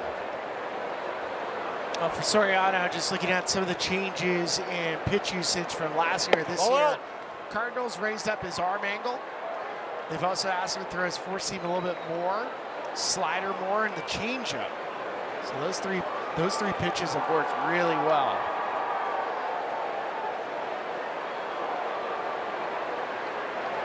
Ball out. 3 outside the zone to Lofton.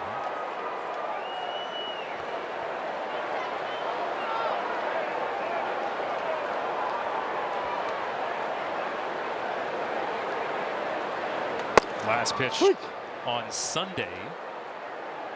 A run on 3 hits in an inning in 2/3. 96 on the black.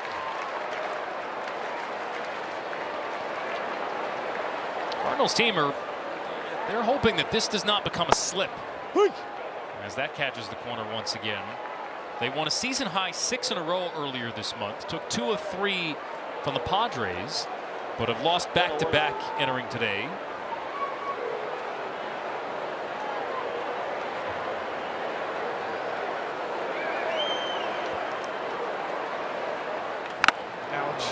Right off of Herrera. I mean, one of the only areas of concern for me as I'm watching this Cardinals team is I'd like to see more punch-outs. I mean, that's overall from their pitching staff, they're 25th in baseball in strikeouts per night. They have a good defense. They've always had, you know, kind of a Cardinals way in pitching philosophy, which is pump strikes, which they do, but also get a lot of balls in play.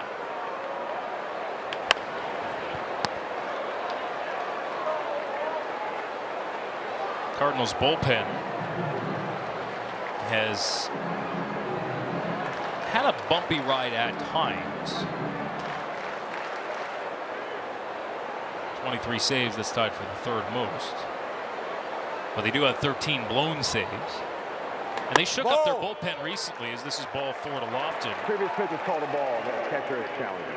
And it's going to be a challenge from Herrera to try to overturn this walk and make it a strikeout. Pitch is confirmed. ABS challenge powered by T-Mobile, and the ball 4 call is confirmed. So St. Louis briefly had a 6-man rotation. Hunter Dobbins used as a swingman. He's back in AAA now. They've had trouble with middle relief from time to time. They lost one of their relievers in Ryan Fernandez, down with injury. Riley O'Brien, solid. As Ray pops up a bunt. Cardinals in. And 1 gone now in the 6th. Isaac Collins coming to the plate. We take a look at the standout score from tonight's game, brought to you by Adobe. This is with 2 outs, and he ended up clearing the bases, which is a huge hit for Isaac Collins. That's a huge hit for the Royals. They were down 2-0 last night. They came back. They're down in the 1st inning. Collins drills this one to right field. That is down for a hit and bounces off the wall on 1 hop. Lofton held at 3rd as the relay is cut off. And the Royals are looking for more. Collins with his 2nd 2-bagger of the night. He's up to 11 doubles now on the season. A little fastball right down the middle.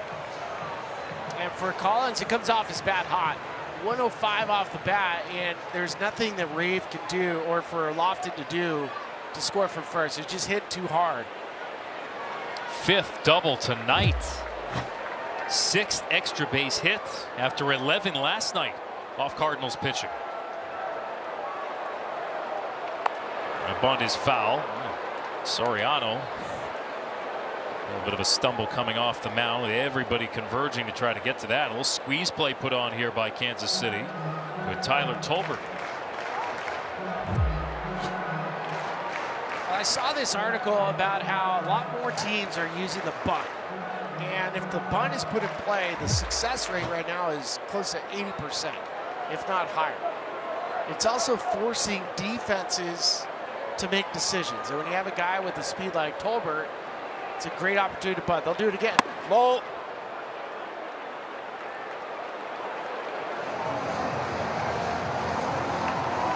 I've heard from managers from around the league, Spilly, that because some players are not as sharp defensively, they're still doing a lot of teaching. Put pressure on them. They're bound to make mistakes. Tolbert fouls it off again.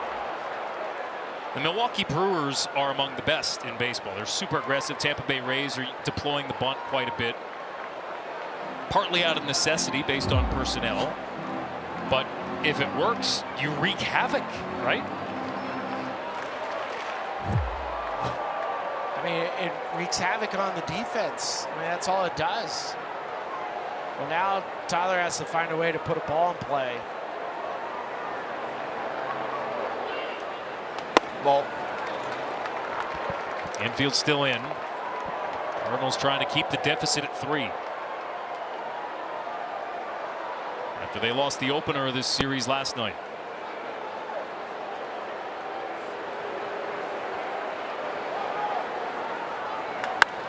Fly ball to center field from Tolbert. Pretty deep in front of the wall. The catch is made by Church. But tagging from third is Lofton. And Kansas City makes it a 4-run lead. I've seen 2 sacrifice flies tonight, 1 from St. Louis, and now after 2 failed bunt attempts, 96 miles an hour up. Nice route from Nathan Church to get all the way back. It's a good quality team at bat.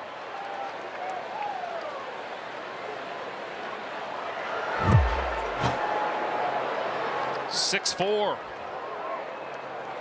6'2", I beg your pardon. As Jensen bats.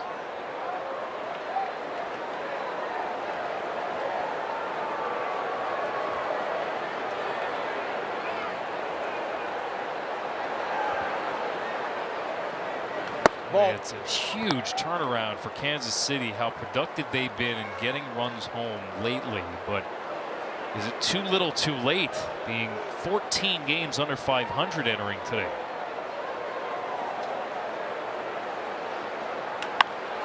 To left field and in the air.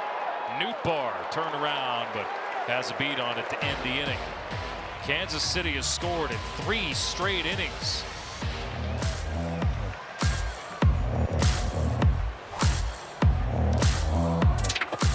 Field, the 3rd annual East-West Classic, brought MLB legends to Birmingham to celebrate Juneteenth, honoring the Negro Leagues and the heroes who changed baseball forever. Scan the QR code for more information. Had a chance to visit the museum today in Kansas City. That was really, really great. Wonderful stories. A lot of teams, when they come in for, for a 3-game series, almost all teams go to it first day. John Schreiber out of the Kansas City bullpen, sidewinding righty. Great in the last month and a half. Sub-2 ERA over his last 24 games. Carter Jensen's going to get his PitchCom reaffixed, it looks like. Seth Lugo tonight. His final line, 6 innings, 5 hits. Only 1 earned out of the 2 St. Louis runs. Didn't have a strikeout, but was effective in keeping the ball on the ground. 2 double plays induced.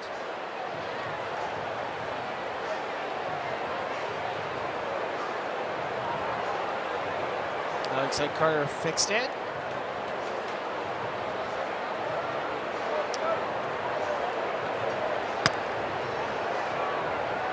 I believe that would qualify as a quality start, right?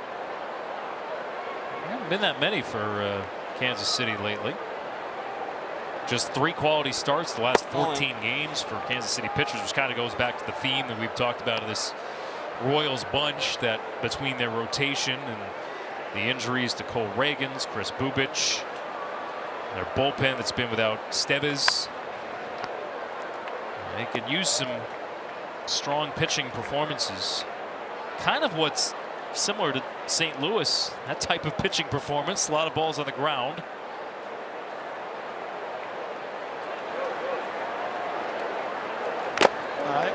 Jensen gets a piece. And to your point, very similar, right? Strikeout rate. Yeah, the Cardinals were at 25th. Overall for the Royals are 24th. Yeah, I think so. Double doink. Trip Gibson caught the ricochet. Now can this Kansas City bullpen hold the fort? Good start. Mason Wynn is fanned. Let's take a look at some other action from around the league. Lauren Gardner in the studio. What do you got, LG? Yeah, Alex, let's get you out to Atlanta for the Brewers and the Braves here. Jacob Mizorowski got the start in this one. This is the final out as Raisel Iglesias gets William Contreras to strike out, swinging for the final out. The Miz's final line, 2 earned, 7 strikeouts over 6 in the loss. That's hard luck loser there. I mean, I was expecting a complete game, 15 right. strikeout, Maddox again. So as of right now, Cardinals gain a half game, but have some work to do tonight to try and get to within 4.5 of the division lead. St. Louis has a challenging schedule coming up. They're going to see that Atlanta team. Cubs, and they got a long 5-gamer against the Brewers. Up the middle from Jimmy Crooks. 2 gone here in the 7th. But I think over the next little while, we'll see if this Cardinals team is legit, if they can contend for the division. Yeah, I think they have some magic on their side. But I think there's a couple holes that they can fix. That's where, you know, watching Chaim Bloom tear apart, let's see if he can add some supplemental pieces.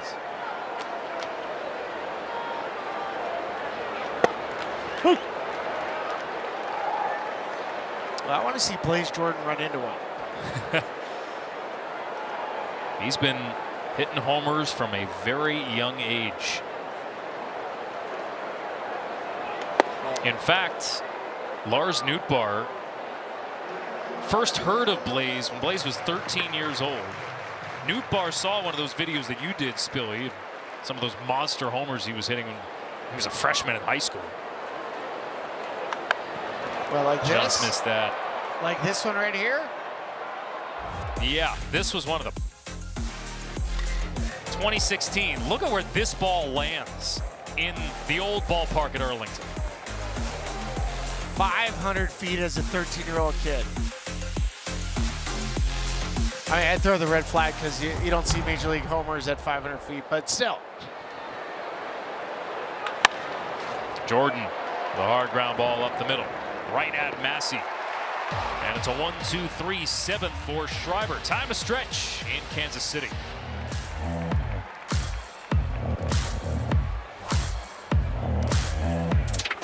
Make room cause we moving in.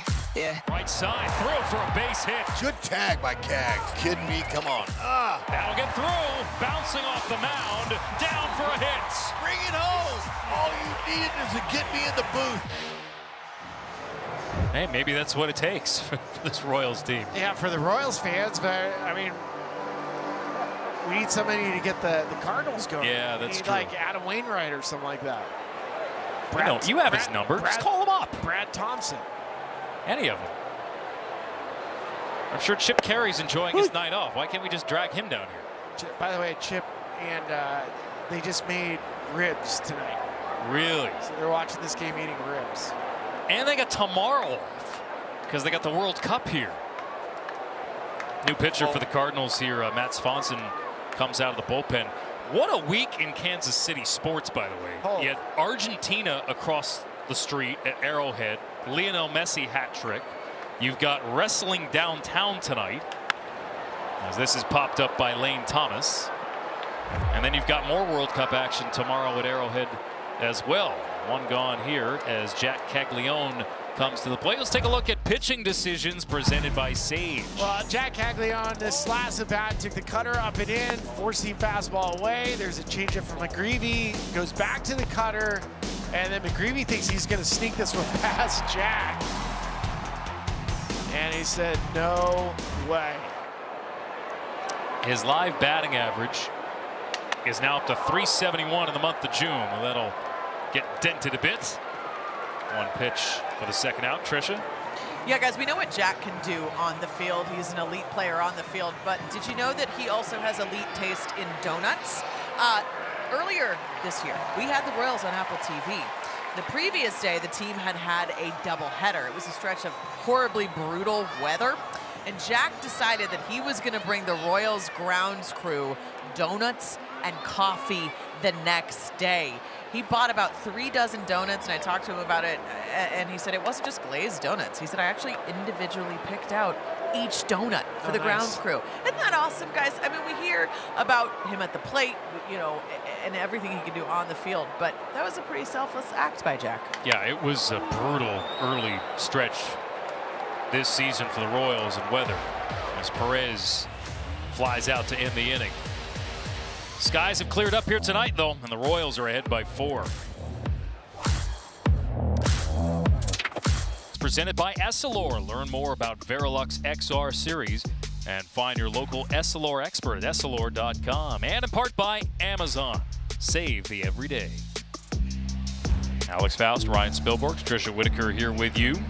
Game 2 of this 3-game rivalry set between the Royals and the Cardinals. Daniel Lynch out of the bullpen, the lefty for Kansas City. Face a pinch hitter here for St. Louis. Lynch saw his ERA jump up just based on outing in Washington, but this guy's been lights out. Lights out. And if there's a left-handed hitter, you might as well just walk right back to the bat rack. Well, then it'll be really interesting to see J.J. Weatherholt next. Which is why they brought him in. This is the pocket. Jose Fermin comes off the bench. 2 for 5 in center field yesterday. Bounding ball to third. Lofton with a strong throw across the diamond. 1 gone in the 8th. This is a great play down the third baseline from Lofton. It's always hard when you have the in-between hop on your backhand, so you have to have super soft hands. And for this Royals left side of the defense, no Michael Garcia, no Bobby Witt. They have been really good tonight.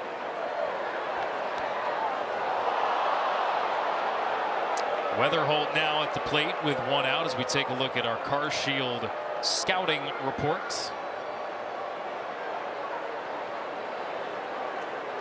He can hit to all fields. Up the middle, ground ball, snagged by Tolbert, 2 gone. And there's that left side of the infield being tested again. That's just great to see. When you have guys coming off the bench and they make great defensive plays, that fires everybody up. And there's that elite bat-to-ball skills from JJ, but Royals have a guy there.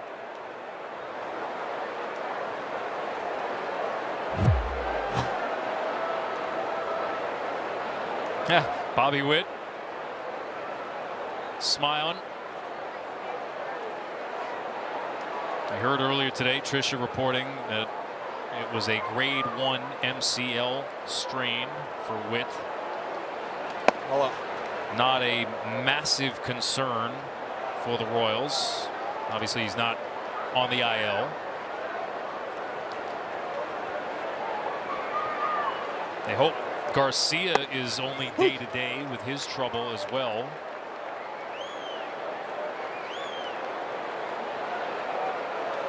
Isbell, that might be a lengthier situation with re-aggravating the plantar fasciitis, and of course Pasquantino out 4 to 6 weeks. Never mind Jonathan India, who's had season-ending shoulder surgery. Herrera's reached all 3 times. He's been at the plate.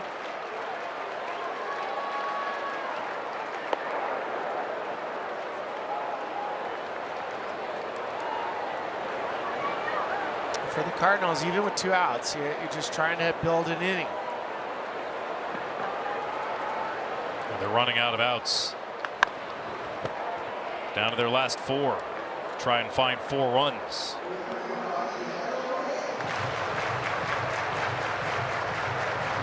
I always love seeing the coaches with the Cardinals. Pop Warner at third base, and then Stubby Clapp is usually at first base, but he's getting inducted into the Canadian Baseball Hall of Fame.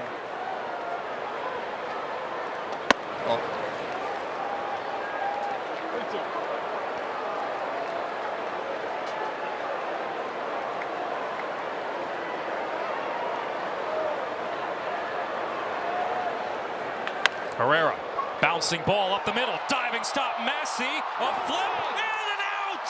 Tolbert and Massey combine! Put a star next to that one!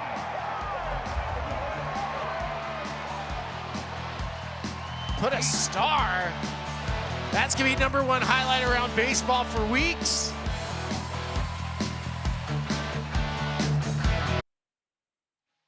All right, this is an easy choice. Our play of the game brought to you by PNC. I mean, that was a no-look backhand flip to Tolberg, and he was there, and then he made the throw. Well, what did we just watch? I mean, this got everybody at the K on their feet. I mean, how could you not be? That was wild.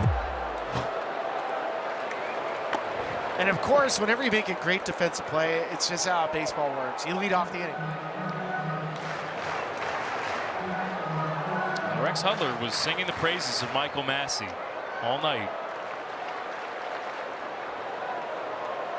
He has raised some eyebrows, let's just say, with some of the plays he's made in the field. And he's responsible for driving in one of the 6 Kansas City runs, an RBI single in the 4th. He just talked about just getting healthy. Massey down on strikes. 1 gone to the 8th. Fermin remains in the game to play center field, replacing Church.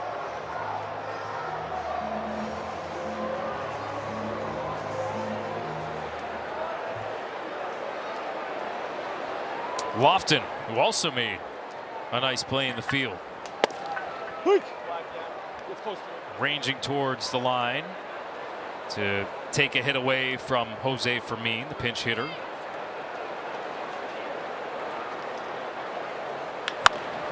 Ground ball, third base side. Jordan backs up in the hole. Got him! How about the plays in the infield tonight from both teams? Blaze Jordan showing out. Well, Royals might challenge. They decide not to. Watch this baseball. He gets the backhand, then it pops out of his glove. Plays hot potato, and then he still makes a strong enough throw to get the out at first. That was great concentration.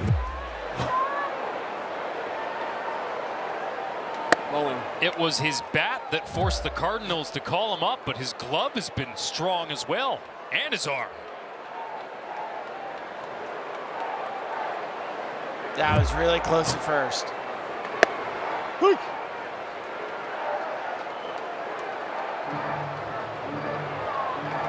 Royals decided not to challenge.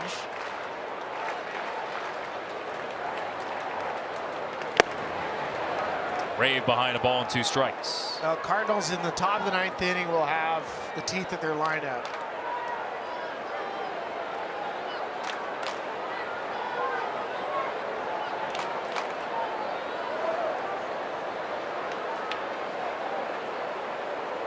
Well,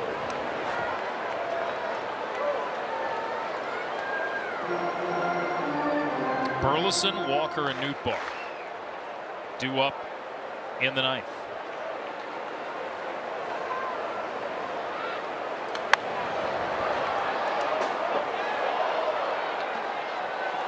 Swanson is, former 13th rounder out of Lehigh University back in 2021. Crazy note, him and his roommate, Mason Black,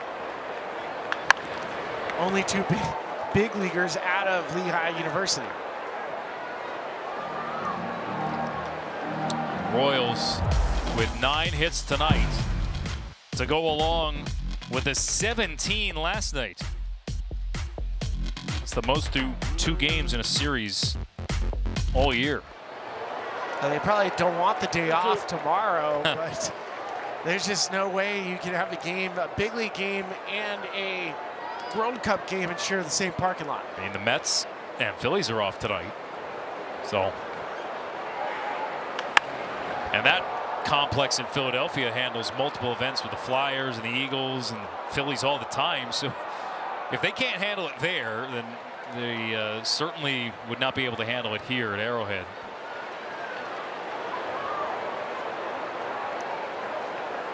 Don't get me started on what's going on in the Meadowlands. This is ball 4. And the inning will continue as Rave draws a 2-out walk.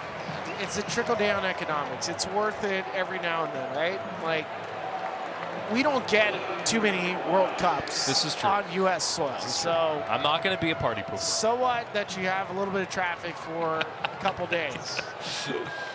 All the restaurants, hotels, Uber drivers, like it's a big deal. I'll tell you what, the Ecuador and Curacao fans showing out. We've seen them all over town. Yeah, bars love them, restaurants love them. I mean, it's one thing to have Argentina here, like they had earlier in the week. And England. And England, that's right. But, yeah, we've seen, and England was here yesterday. Oh, this ricochets off of Swanson. It'll be stopped by Weatherholt. The throw is in time somehow.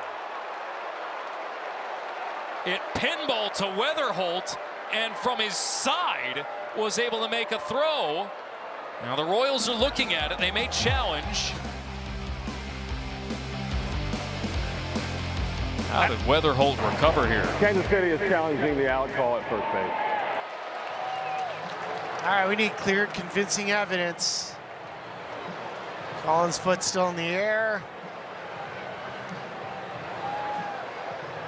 The trainer's also going to come check out Swanson. I mean, this is just purely reactionary. You're moving up the middle, and then you have to come back. Replay review powered by Zoom.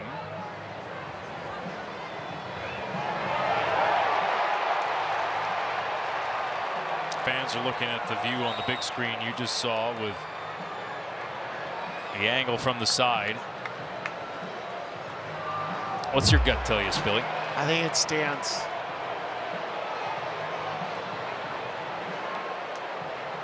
Remember, the ball has to be in the leather of the glove. As you take a look at the replay review center in New York. Gosh, man, the last 6 outs, the defense we've seen, both the Royals and the Cardinals, have been awesome. No kidding. And Weatherholt has played an exceptional second base all year. This kick save from Swanson went right to him. And that look makes me think Collins is safe.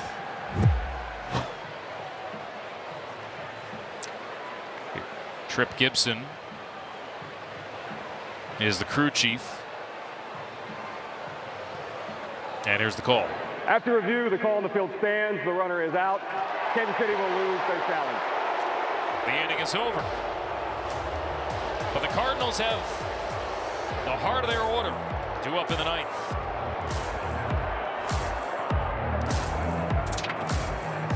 TV is presented by Verilux lenses.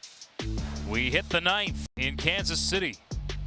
Royals looking to take the first 2 games of this 3-game set, and they hand the ball to Matt Strom, who has struggled lately out of the Kansas City pen.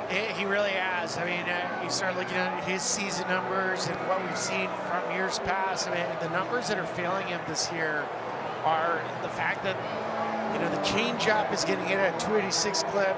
sinking fastball is getting hit hard, so he's trying to figure it out.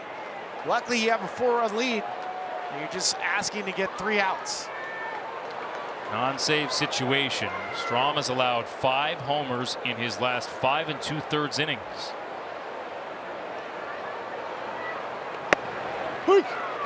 2 years ago, he was top 5 in the National League in ERA among relief pitchers. He faces Burleson, Walker, and Nootbaar in the 9th.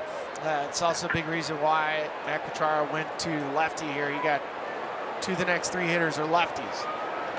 No, inside. Did he go? Ryan Blakeney at third base. Saying a no swing for Burleson, who is 1 for 3 on the night.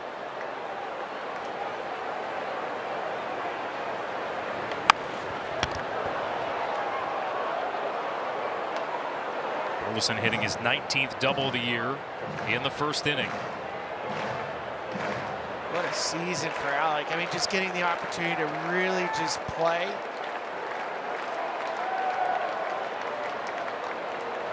Yesterday snapped a 17-game hitting streak, which was the longest in the National League at the time.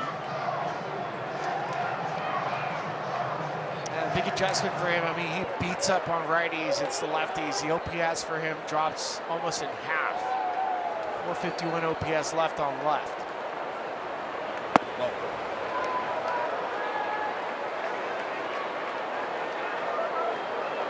6 homers this month, including a stretch where he hit 1 in 4 straight games. Burleson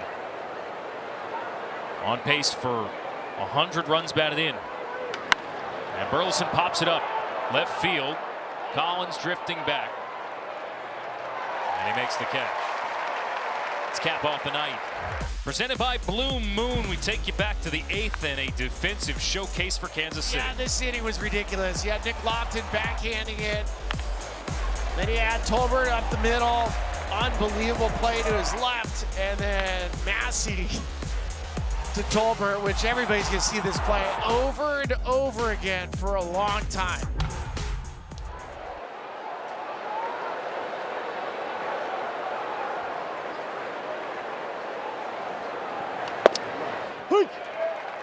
There's going to be a challenge here from Walker.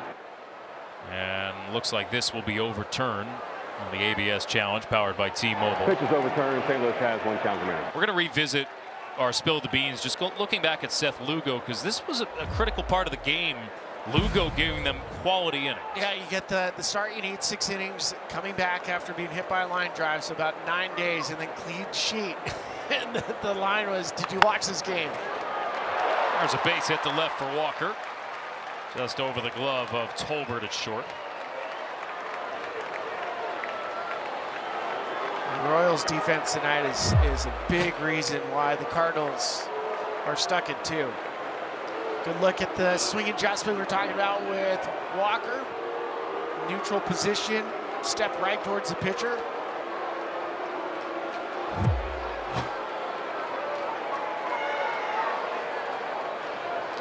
Nootbaar 1 for 3. Steps in. Ball in. Well, the Royals are going to face an uphill road, even with an American League that's fairly mediocre.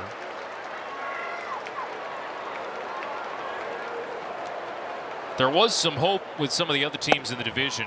Cleveland losing Jose Ramirez for a little while. Detroit continuing to scuffle, but now Minnesota started to turn around.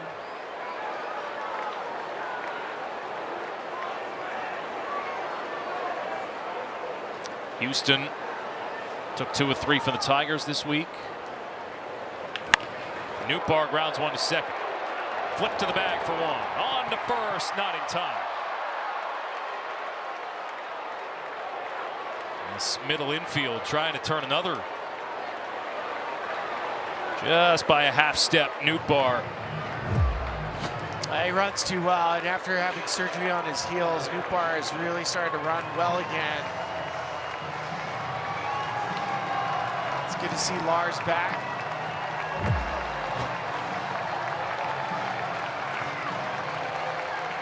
St. Louis on the other side tonight with an opportunity. Milwaukee losing. By the way, Cubs put up 16 on Toronto. Ball. Unless they're able to muster a miracle comeback, the deficit will go back to 5.5 in the NL Central.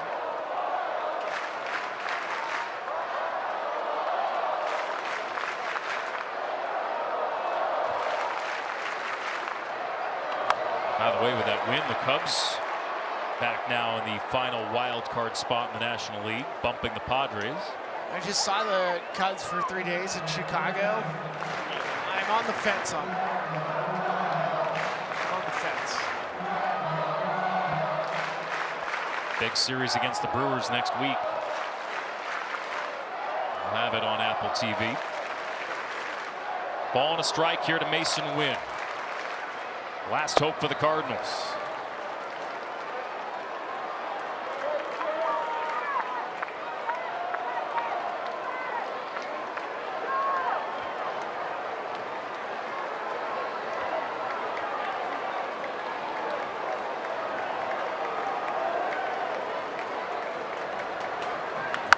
Wynn with a line drive to left field, and that gets down.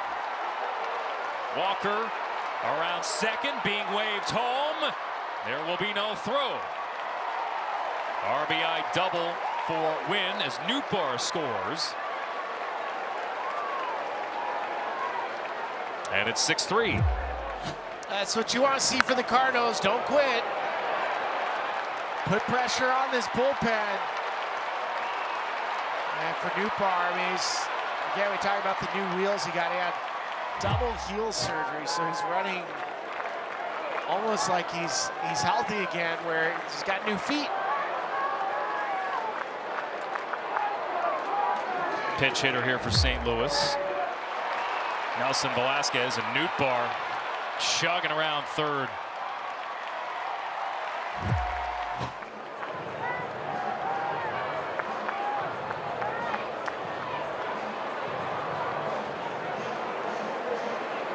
Conversation with Matt Strahm. This Royals teams they know Velasquez. He was part of the organization.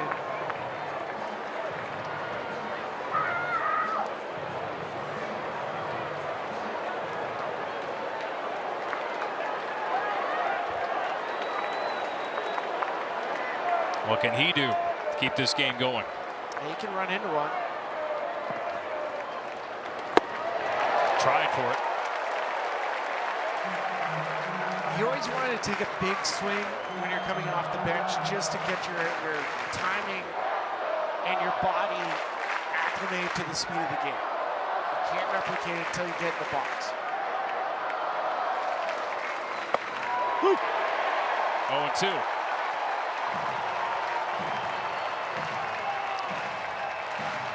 Win at second. With the Cardinals down to their final strike.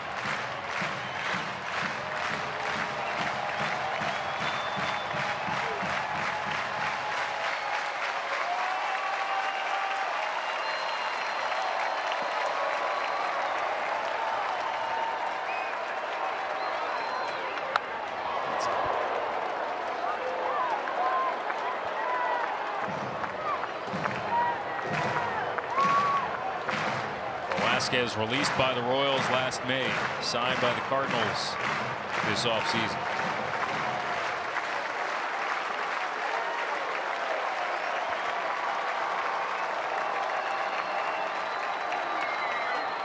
Ball.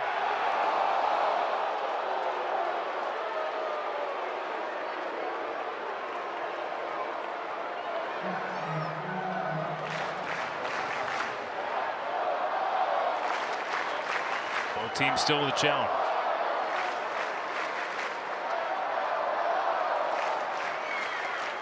Oh. 2-2.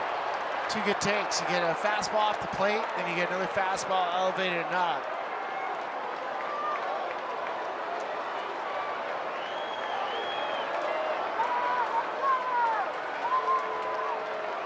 Yeah, cover your eyes if you're a fan of the Royals.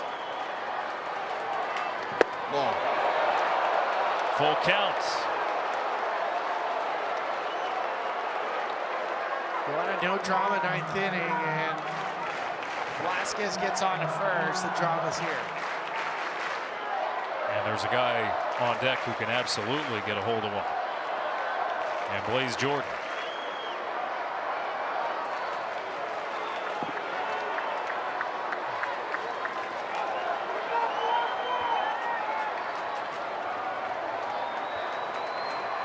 Payoff. Ball four. Check swing, ball four. And the tying run will come to the plate.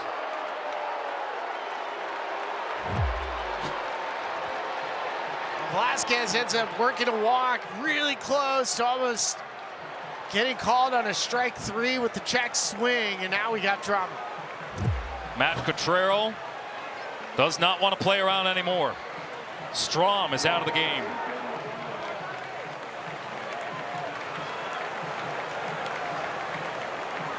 In the bullpen, Carlos Estevez, who's been out from the beginning of the year. Pitching injuries, a part of the story for the Kansas City Royals. And the ineffectiveness of Matt Strom has led Matt Cotrero to go back to his bullpen once again. Alex Lang comes in, who threw a scoreless ninth Wednesday. He has 4 saves this month, and they hope he can shut the door here against Blaze Jordan.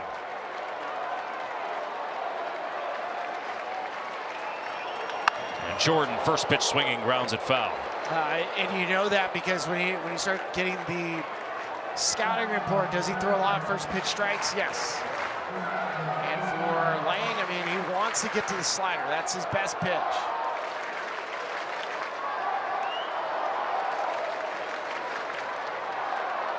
Jordan represents the tying run. And it bounces off his bat foul. 20 losses from relievers, 16 blown saves.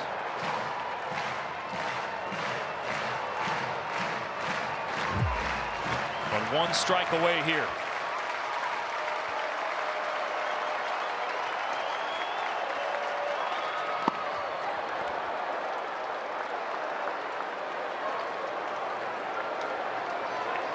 Part of the reason why the Royals missed the playoffs last year, their bullpen, especially in the first half of the season, was not effective.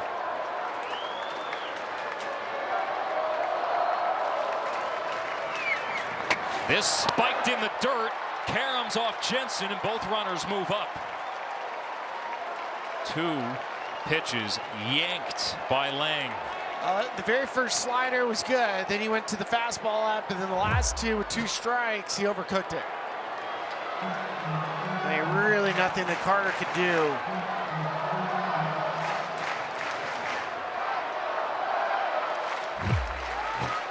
Win at third. Velasquez at second.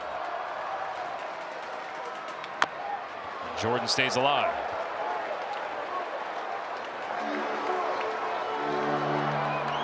All George's trying to do is extend this inning, just find a way on base. I mean, he's not in home run mode. The only way he gets a homer is if it's a bad slider right down Broadway.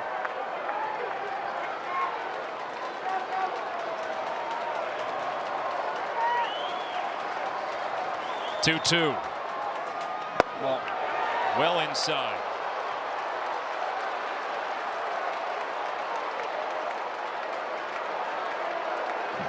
You got Royals fans chomping on their nails right now.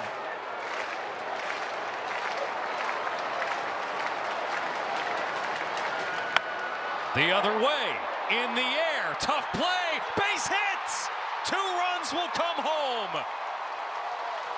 Blaze Jordan with a 2-out single in the 9th, and the Cardinals are within 1. How much does that wild pitch hurt? And then just a steady at bat. Jordan ends up hitting a changeup. He's trying to stay inside of it. And he has good fortune. So here comes Fermin, who pinch hit for Nathan Church in the 8th. Going to be a pinch runner at first base. Brian Torres in for Blaze Jordan. Previous pitch is called a ball. The catch is challenging. And an ABS challenge powered by T-Mobile here with Carter Jensen, the last challenge remaining for Kansas City. Pitch is a ball. Kansas City has no challenge remaining. It's worth the challenge. Ninth inning, you can't bring him home with you, so take a shot.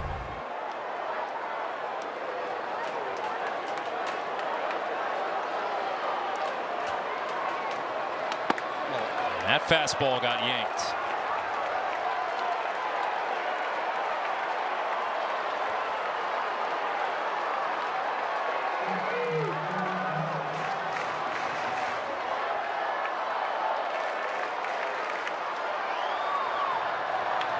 On the ground to short. Tolbert goes the short way to end the ball game.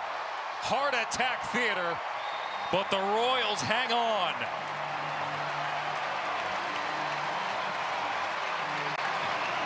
How about that defense from Kansas City? I mean, it's fitting that it ends on a play, a backhanded play from Tolbert. And the defense for the Royals, they held up. It's a makeshift left side of their infield. But Kansas City with Nick Lofton, Tyler Tolbert, getting the job done. Michael Garcia, Bobby Witt, unavailable.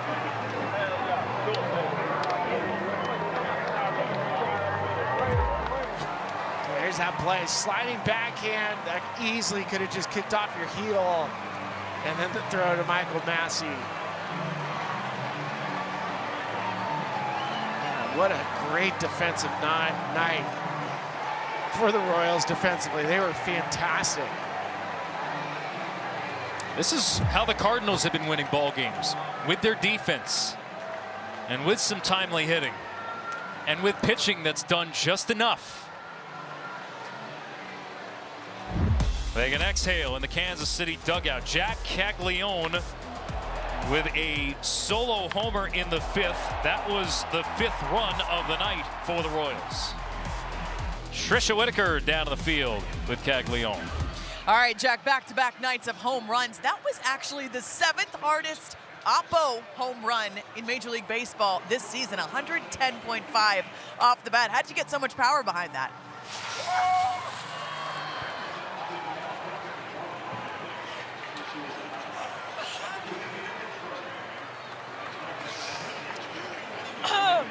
Jack, how did you get so much power behind that home run? You know, got into a good hitter's count. Honestly, just wanted to see it up, you know, shrink the zone a little bit in those type of counts, and luckily just got a good pitch to hit.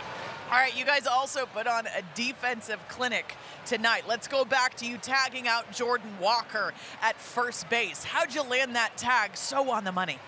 Yeah, I mean, one thing that Lugo does really well is he's got one of the quickest moves in the game. So knowing that, I needed to be light on my feet. So once I, saw that he was coming over with it, just made sure I had to, I guess, really just get it on him as fast as I could. All right, in the 8th inning, an incredible play. Massey to Tolbert, the flip, the execution of that play. What was so impressive about that? This entire stadium was on their feet. The way that they were in sync, honestly. Yeah. I mean, I didn't even see Massey dive for it. I was running to the bag, but when I turned around, I saw him flip the ball to Tolbert, and that was probably the coolest play I've ever been a part of. Q was telling us before the game that he likes the fight that he's seeing in this team.